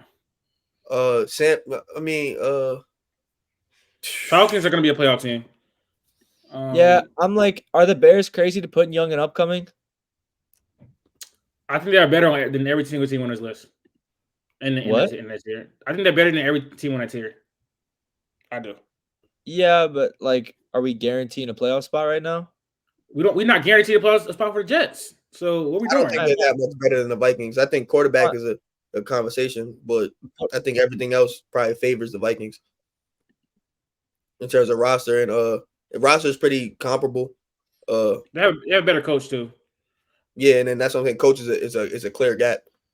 That could be the difference between their quarterback playing better or not. It's Kevin O'Connell. I think he could make JJ McCarthy fool people like on some Brock Purdy nonsense, and I believe Caleb is generational, and I think he's going to be amazing. So I think that will be enough to make them the playoff team. Yeah, he can be generational and win 10 games. And Kevin O'Connell, with the roster they have, and JJ McCarthy, him being able to coach quarterback, coach around the quarterback. I think he could 10 wins, and it'd be the same thing. Like, you know what I'm saying? Darnold might start. I think Darnold will start. I don't think JJ starts game 1. I don't think he should. I mean, I don't think he shouldn't. start. Just for the I believe in getting them as much reps as possible. Like, but that's just me. So, well, I wanted to hold off on the Bears anyways. I don't think the Bengals are contenders. So can we at least put the Dolphins in in playoff teams, please? I don't know how all three of them teams are making it in the playoffs out of the division. But, I don't think playoff team means you're guaranteed to make the playoffs. I think it just means you're in contention. I do. That's what I was trying to say. That's what I was trying to say with the Jets. Yeah, like I'm saying, I think the same argument I said. I don't think just because I don't think they're a playoff team doesn't mean I think they're mid. Let's talk about the Eagles. Yeah, I agree. That's what I'm saying. Like, I think in another year they make the playoffs. They're a competitive team that should be in the playoffs. They just didn't make it this year. I don't think they're a mediocre team. Do we agree? I think young and upcoming could be like make some noise. Like you could like this should be like a make some noise type team. Like a team that might not make the playoffs, but they definitely could like make some noise. So Eagles, right? They filled a lot of their holes. Cooper DeJean. Okay, I guess. Cooper DeJean. They got Quinyon Mitchell. They got Jeremiah Trotter. They signed some other linebackers in free agency. They got better coordinators this year as well. Saquon, Vic Fangio, and Kellen Moore. They got Saquon. They got Hassan Wright. I mean not Hassan Wright. They got Bryce Huff. Bryce Huff. So I'm cool to put him in favorites. Bro. Hell no. Okay, see now we just put him in favorites. Now you lost me. Now you lost me. No, I think they're definitely. I think they could be contenders for sure. I think they have to be. I would say contenders. I would say contenders. Yeah. I think there's probably in my opinion two other favorites. I think there's two favorites. I will put the 49ers in favorites, and I will put the Ravens in favorites, and I will put that's what I got. Eagles, that's what I got. Eagles I got the same contenders. thing. I'm putting the Lions at like the next team in for contenders. The Lions are probably going to be the same level team as the Eagles, like literally. That's fine, but I think it's close. Then I'll take the Lions. It is close. Yeah, I guess I got to see what the DBs do in Philly. I think the DBs, if they can develop well in the first year, it's huge. They also signed they also got back CJ Gardner-Johnson, and I know he's not great, but he's Q. Are you cool to put Baltimore and San Fran both in favorites? Yeah. Okay, put them both up there. I don't think there's much pushback on that. Just making sure. And the Eagles are going to But Philly and Detroit and contenders. I know Q is like Philly. We got two votes for that. Me not liking Philly had nothing to do with like. I thought you just said that before the thing, though. I thought you said Philly and Dallas were on the same level. I don't. The roster clearly favors Philly. It's always going to favor Philly. The roster going to favor Philly against 95% of the teams in the NFL. Like, I just think the Eagles' issues, which obviously got filled, like, they kind of got filled now, hypothetically. Like, we still got to see a play, obviously, of course. But their issues, like, were highlighted. Like I said, I was basically to Dallas, like, they beat them. Like, I know they can beat them. I know, regardless of what you think of Philly, Dallas can literally put up 35 points on them. We've seen it happen before. And that's all I was saying. I don't think there's a huge gap between Philly and Dallas just based off how they play and, win totals and what goes on in the division. That's what that is. The Packers are a weird one. I'm looking at playoff teams or young and upcoming. They still have you. They'll be in the mix. We gotta keep the same logic. They will definitely be in the mix. That's fair. That's fair. The Steelers, you said Q. You were saying I think they could be playoff team. I think they're going to be met. Is it because of the quarterback position? Not necessarily, because that kind of never like mattered. Because everything else looks solid on their team, in my opinion. The thing is, everybody has gotten also better. So like, even if they still win their nonsense, not 9 games, that's just not going to be enough. But I know for a fact they're not going to be able to. Let me not say I know for a fact they're not going to be able to get into the playoffs. They're going to be. They've always been mid. They just made the playoffs. Like this time, it's going to be their mid, and they didn't make the playoffs. Like the Jets are going to most likely going to have more wins than them. The Bengals are going to most likely have more wins than them if Joe Burrow is healthy. The Dolphins. It's just Ravens, unfortunate. I think Chiefs, they're a better. Bills. I think they're a better team than some of the teams on playoffs. Out of the AFC? I guess I'm debating on the Dolphins. I think they could be a better team than the Packers. Yeah, sorry. Maybe some Dolphins hate, but the Dolphins like have glaring holes on their team. Were those the same holes that were there last year or the year before? I mean, but it became even worse. They lost Christian Wilkins. They lost offensive line pieces. Is Chop Robinson going to solve a Christian Wilkins size hole? No. Pause. That was bad. I don't know. I don't know how I'm feeling about it. I don't think a bad O-line is going to stop them from scoring all of a sudden. You know what I'm saying? But I still think defensively they have their defense was always bad. So it's like you're telling me to fill a Christian Wilkins size hole. Christian Wilkins didn't fix the problem when he was there. So yeah, I get you, but I don't think they still was letting up 30 points a game against good teams. Like they're not gonna. It's gonna be the same thing. They just also can score the football. Like that's just one thing that's not gonna change. They can score the football. Just where is Pittsburgh lacking? Quarterback. I think that's kind of it. Yeah, but it's gonna be harder. Like it's literally gonna be harder. I don't like offensively. It's like that's part of it. Part of the offense. They're not gonna be able to really put up points. Like the things that are lacking for Miami aren't gonna stop them from putting up points, and that's how they win their games, shooting out. Like I get you, but Tua has less time because the O-line is not as good as it used to be.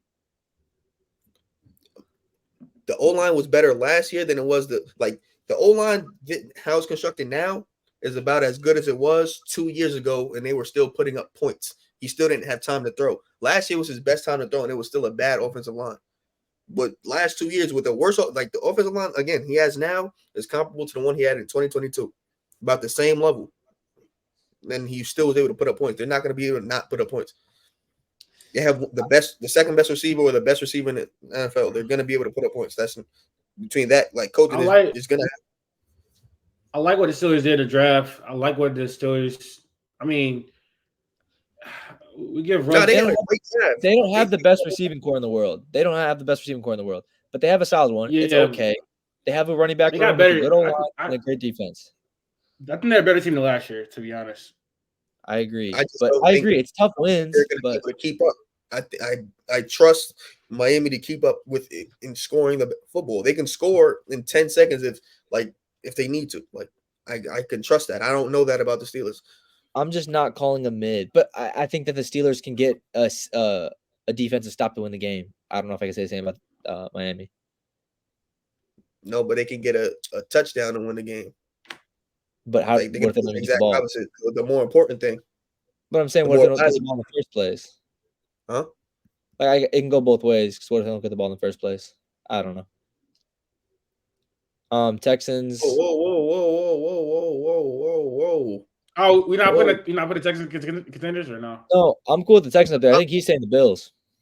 If the Texans are contenders, I'm putting the Bills at contenders. My God, here we go. I'm not doing this. I'm not doing this.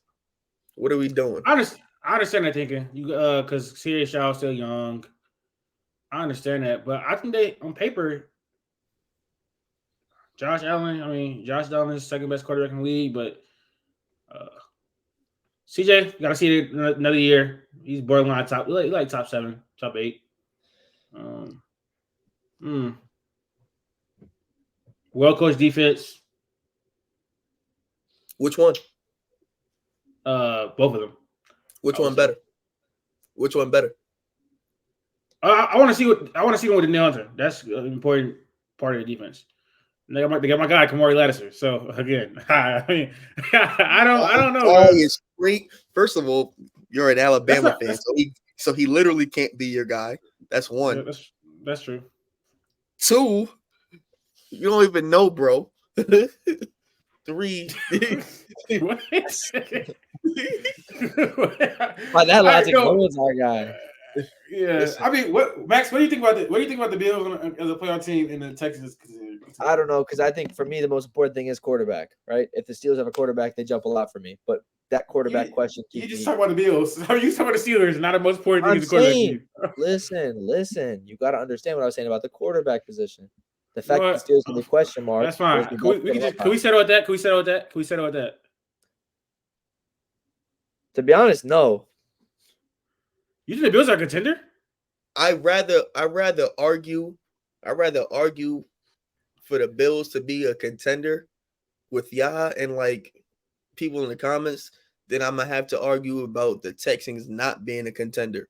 You know I think because Texans are a hot team and they made a lot of great moves and whatnot, and that's what's forcing people to have them in contenders. And it's gonna be harder to it's gonna be more annoying to argue against it, against the Texans being down there than it is gonna be to argue the Bills being in contenders. To put no AFC team in contenders, I think is bad. My big issue with the Texans is just they're young. They have basically two favorites though. They have contenders. Like the Chiefs are a contender and the Ravens are a contender. They just but I'm saying so the only other contenders are in the I guess it's 2 and 3, but I don't know. I think you could put both in. I think of it from the needs that that needed to be filled. I think the Bills filled every need they had. And I think they feel question mark. You got to see what the rookies do and stuff. The rookies are not guaranteed day one players. That is true, and also I don't know, bro. Like I think we've seen good rosters for the Bills, not perfect rosters, and they just haven't been able to, even with the greatness of Josh Allen, been able to really contend. Still a second round team though. They're still making it to the second round. Rip that's their floor. Do they get to host the playoff game? Do they get to host the playoff game? I think they win the division still. Do you think they're gonna be better than last year? Last year, they won 11 games. I think they can win 11. Huh? I'm not talking about winning games. I'm talking about being a better team, right? Because that's different. Yeah, that's what I'm saying. Because winning 11, they could be. That's why I said winning 11 games. They could win 11 games just how they did last year and still be a better team than they were last year, even though they won the same amount of games. You know what I'm saying? The team, if they start slow because they're acclimating to Keon Coleman, Curtis Samuel, and whatnot, Cole Bishop. If they start him, he's young, whatever. I think they can take lumps early and then they go on the stretch and they do what they do. Like the Bills seasons never were they win 4, lose 1, win 4. They usually are shaky in the middle and they usually end the season on a win streak. That's how it's happened the past 4 years. I think they could just be a better team. This time it's not because they're bad. They just had new players or young players that they're getting better. They're gonna have a new center starting. They're gonna have a new wide receiver that they have to get accustomed to, a new safety, new linebacker, new corner.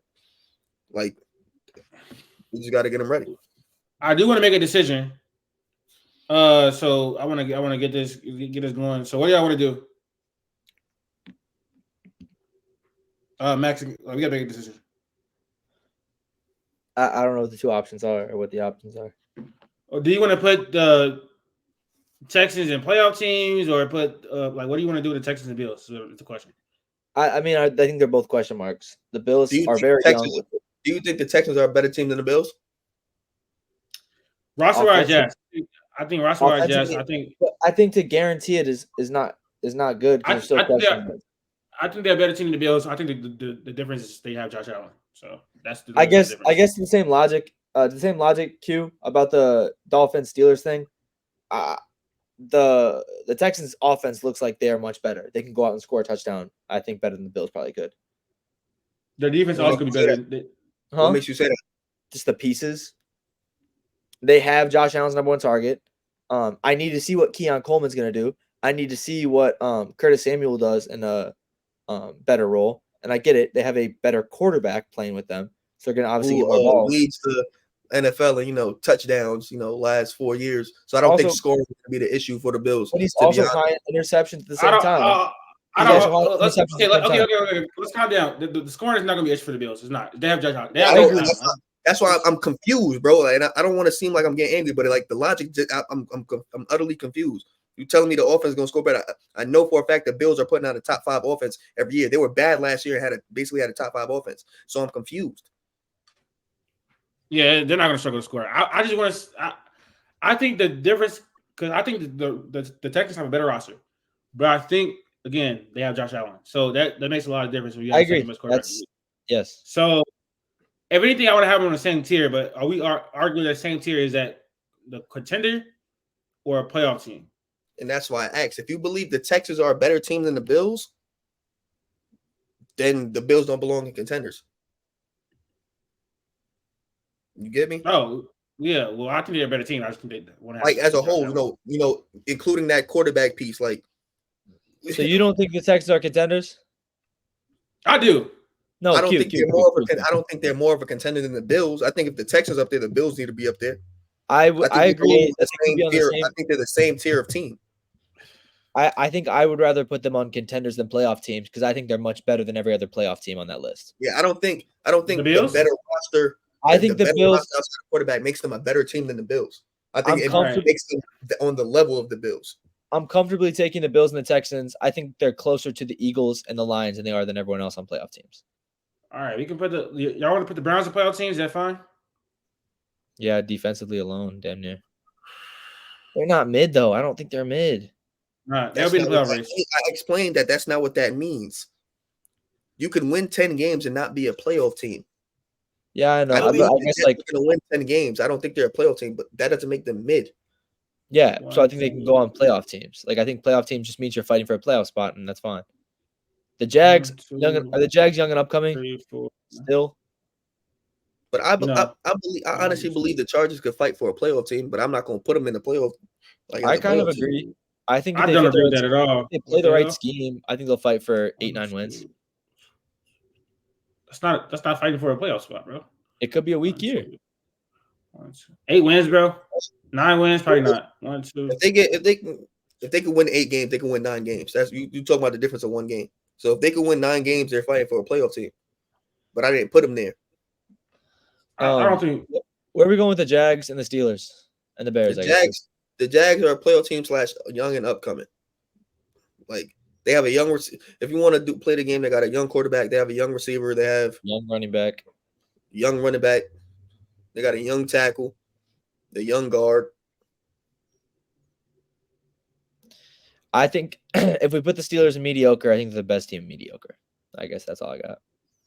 I also think they might be fighting. It's Mike Tomlin. They might be fighting for his playoff spot. I feel like 1, 2, 3, 4. We have more than 7. We have more than 7. I'm not going straight up with just playoff teams. Especially with the AFC. You know how the AFC was, bro. Last year they had almost like 9 teams that could have done and made it. 1, 2, 3, 4, 5, 6. No, wait. 1, 2, 3, 4, 5, 6, 7, 8. Yeah, I think I ain't gonna lie. 9 is smooth for the AFC. They won't have 9 teams competing. I don't know. Where are the Bears? What are we doing? Put the Bears somewhere first. Leave them young and upcoming. Huh? The Bears, you could just leave them in young and upcoming. But I think they could make the playoffs, like 10 wins. I think there'll be a step down a little bit from the Packers. I think the Packers fight for. I think the Packers are in like an 11-9 range. I think we're in like a 10-8 range. I think the Bears are a playoff type team, but I hope so. I overhyped myself last year, so. Like I just can't get like I understand like we also had to notice the tier list. They're just not on the same tier as the Cardinals, I would say. Yeah, I agree. If you want to throw them in playoff teams, you're not gonna hurt my feelings. I like that. Key, what you think about them being in playoff teams? I think, like I said, I think they could win 9 games and be mid. Like I think you could be a mediocre 9-win team. The Bears? Oh, I thought you were talking about the Steelers. No. The Bears, I'm fine with leaving them in young and upcoming because I believe just because you're there, I don't think that they can't make the playoffs. Like again, I believe the Chargers, like if things go right, they're young and upcoming. I also think they have a chance to make the playoffs because they have a great quarterback. The Bears, they potentially have a great quarterback. They also in the NFC, and the schedule is favorable, so they're young and upcoming. They also have a chance to make the playoffs. So I don't think it's a detriment to them. I don't think I need to put them in the playoff team section. We have 7 NFC teams in there. Just letting you guys know, we have 7. Same way I feel like the Steelers, they could be a mediocre team and make the playoffs because it's the Steelers, but I still would think they're mid. Like, just because the team is mediocre doesn't mean they won't make the playoffs. You know what I'm saying? Like, all right, Latif, you do it. Put the Bears in playoff teams if you want, and you guys can decide on the Steelers. I won't say anything. Put the Bears in playoff teams at the end, and you can decide with the Steelers. We're not going to decide on the Steelers because I think they will be fighting for a playoff spot. I don't know. But they're not young enough coming. I generally believe just because they're fighting for a playoff spot doesn't mean they're not mediocre. All right, fine. That's what I'm arguing. We'll do this. Is that fine? I think that's compromise. Yeah, it's fine. I don't know. I think the Steelers could be better than all the young and upcoming teams, I guess. That's what I'm looking at. Will be better. How many games do you think the Saints will win? I mean, look at schedule. We could also do this. Like, just change the... Yeah, I guess it just looks better. Just looks better. The Steelers play... I don't like that. I ain't gonna lie, I don't like that. Can we say the Steelers split the in-conference or in-division stuff or no? The schedule is favorable. The schedule for this, the only games that I think they're gonna lose for sure are the Chiefs, the Cowboys, the Eagles. And even then, they get the Chiefs and the Cowboys at home. So yeah, you just get I'm just saying it's better than playing them at their spot. So it's just got more fire to it. But they get the Broncos. They have the Broncos, Giants, Chargers, Raiders, Commanders, and Colts, and Falcons, I guess, if you want to consider those. But I only think the Colts and the Chargers win. That's 7 winnable games. If they split in conference, that's 10. Yeah, that's what it has nothing to do with the win total. Me calling them mid has nothing to do with the win total. It's the team in general. Like I said, they could make the playoffs and be a mediocre team to me. We see mediocre teams make the playoffs. The Steelers are a mediocre team that made the playoffs. The problem is we have them like it makes it look weird. All right. Well, I think it's a good tier list, so we can move on to the trivia max. Let's do it. Are you doing your trivia? I don't have anything for NFL. I thought you had the NBA teammate one. No, I didn't make it. What? Okay. Well, anyways. All right. We are going to blind rank these NFL teams' off seasons. So I'll give you 5 teams, and you have to blind rank each of these teams based on how well you thought their off seasons went. Coincidentally, the first team is the Pittsburgh Steelers. 4. Based on how their off season went? Yes. Yeah. Based on their off season. I'm not gonna lie. I think they had a great off season. Well, outside of the draft, go back to their free agency. Well, yeah, they got Russ is. I mean, you know how I feel about the Russ move. They got Justin Fields, and that's okay.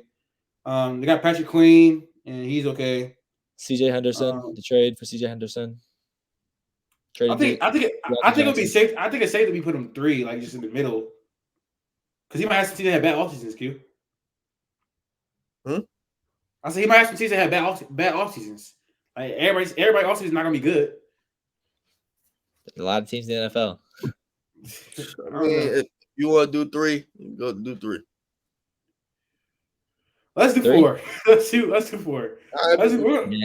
No, we're gonna do 4. We're doing 4. You just folded. You said how I fold. You just folded there. So I just want to let you know that. Let's do 4. Let's do 4. We're doing 4. All right. Second team up is the Washington Commanders. 3. I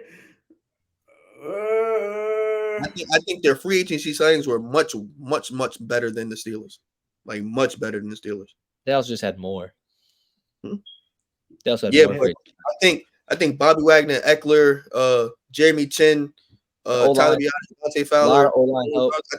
I think that's better than Quez Watkins, Van Jefferson, Montavious Adams, Deshaun Elliott, Miles Killebrew, Patrick Queen. Patrick Queen's not a great linebacker like that. That's the most like I'm one of the most naming overrated people signings. they signed. They got Fields and they got Russell Wilson too. Yeah, they're All right. free agency was way better, like way better. All right, way I'll better. go 3. We can go 3. We can go 3. Commanders at 3. Oh no. Third team's the Atlanta Falcons. Like I don't know. The Penix move kind of like.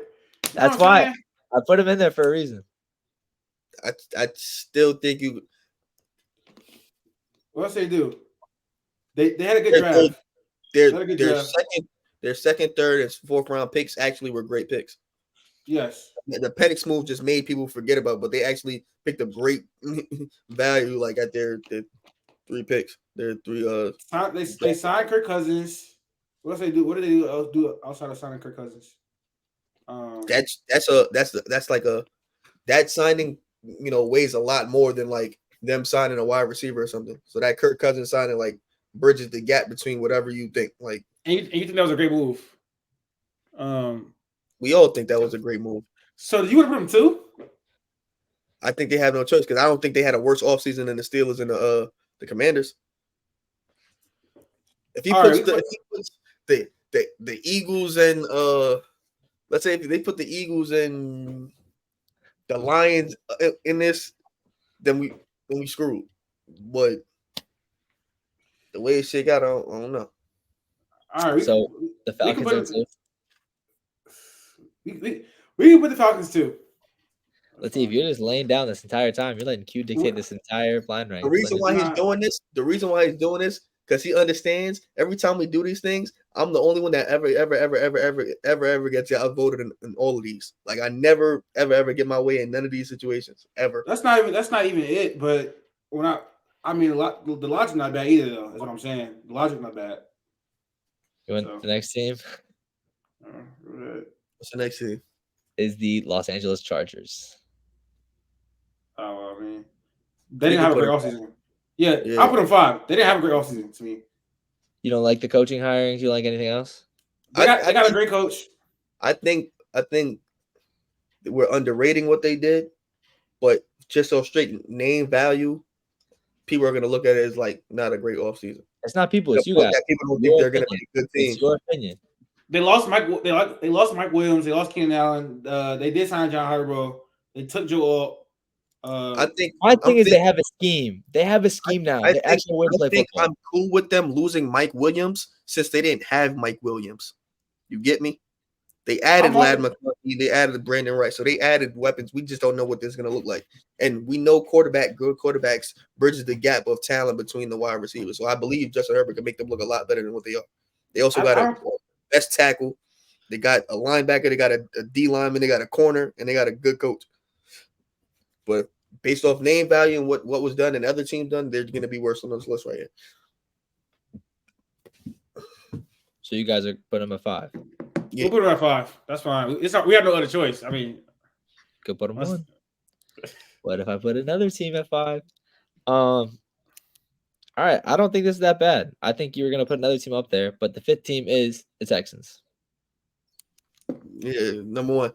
Okay. Texas had a great offseason. They obviously number 1. That's fine. I agree. I thought you guys were gonna mess up and put someone above the Texans. Damn, it's like I see what happens when we listen to my logic.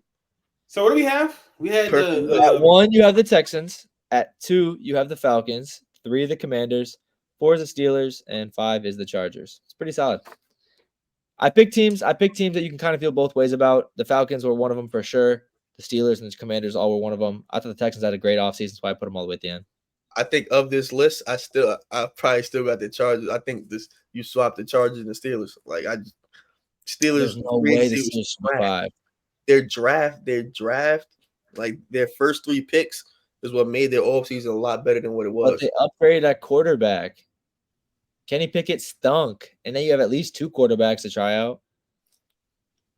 Having 2 quarterbacks is not a plus. That's a having 2 quarterbacks. If both of them are not named Kenny Pickett, yes, it works. They have, like Kenny Pickett was. The quarterbacks they have don't make them that much better. Like I don't know. I agree. All right, can I do my last one? Yeah. All right. So Latif did the same thing in the past for the NBA. I have a guess the player off the teammates for NFL edition. So I'm going to give you 4 people. One is a coach. And you have to tell me what player played with all 4 of these people. And it could have been multiple, but I'm thinking of one player specifically. And it's all going to be on the same side of the ball. So if it's all offensive players, the player plays offense. If it's all defensive players, the player plays defense. Good? How many players you have? 4. No, I mean like, 1. I said 1. I said 1. Sorry, 1 player? I assumed you were making an NBA one, so I made. Okay, I was just asking. Okay, that's good. We had 2 hours and 5 minutes. So I thought you said 4. I know. Damn. No. All right. The first player is Darren Waller. The second person is a coach, Andy Reid. The third is Kirk Cousins. And the fourth player is Alshon Jeffrey. All right. So let's think about this. Darren Waller has played for the Giants and he's played for the Raiders. I also believe Alshon Jeffrey has played for Raiders, if I'm not mistaken. No? I don't think so. Okay. No. I'm like 90% sure he didn't. Let me see. Okay, we got Andy Reid as well. So the player played for Andy. Okay, what player played for Andy Reid? Say it again. Alshon Jeffrey never played for the Raiders. We got. I was thinking of somebody else from the Eagles that went there. Darren Waller, Andy Reid, Kirk Cousins, and Alshon Jeffrey. Andy Reid, Alshon Jeffrey, Darren Waller. It has to be. Hold on. It has to be a player that played for the Eagles. Or does it? A lot of these guys had different stops. Is it LaShawn McCoy? It might. It's not. No, LaShawn ain't never played with Darren Waller. Yeah, I was LaShawn McCoy. I'm not gonna lie, I love LaShawn McCoy, but no. He never played for the Raiders or the Giants. So I mean, that was dumb. Answer. When did LaShawn McCoy play with Kirk Cousins too? Oh yeah, I forgot about that. Okay, so Kirk Cousins just played for the.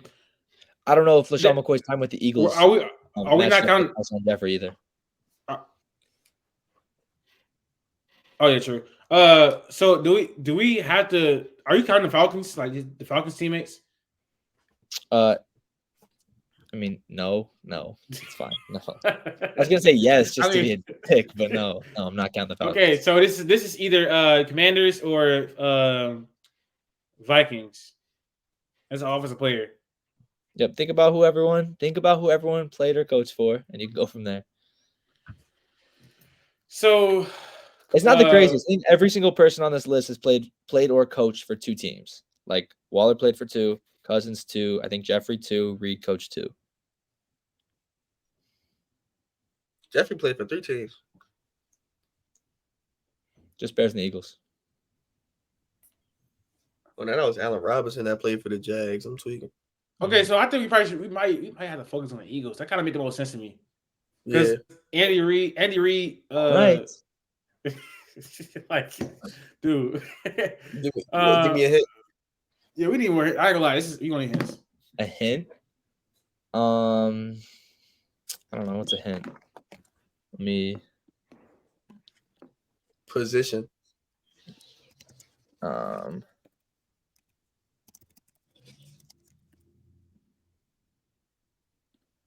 Let me make sure. I'm just gonna look up some stuff. Make sure. He plays one of running back, receiver, or tight end. We'll dwindle it down a little bit. He's not a quarterback or O-lineman. Fine. He's a running back or receiver. I'll take tight end out of it if that's so hard for you guys. Wait, running back or wide receiver? He's a 3-time Pro Bowler.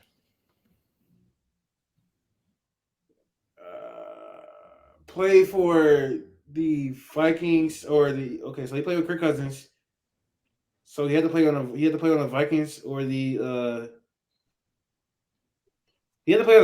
the Commanders. I'm gonna low-key cross out the Commanders because I don't want because that was a long ass time ago.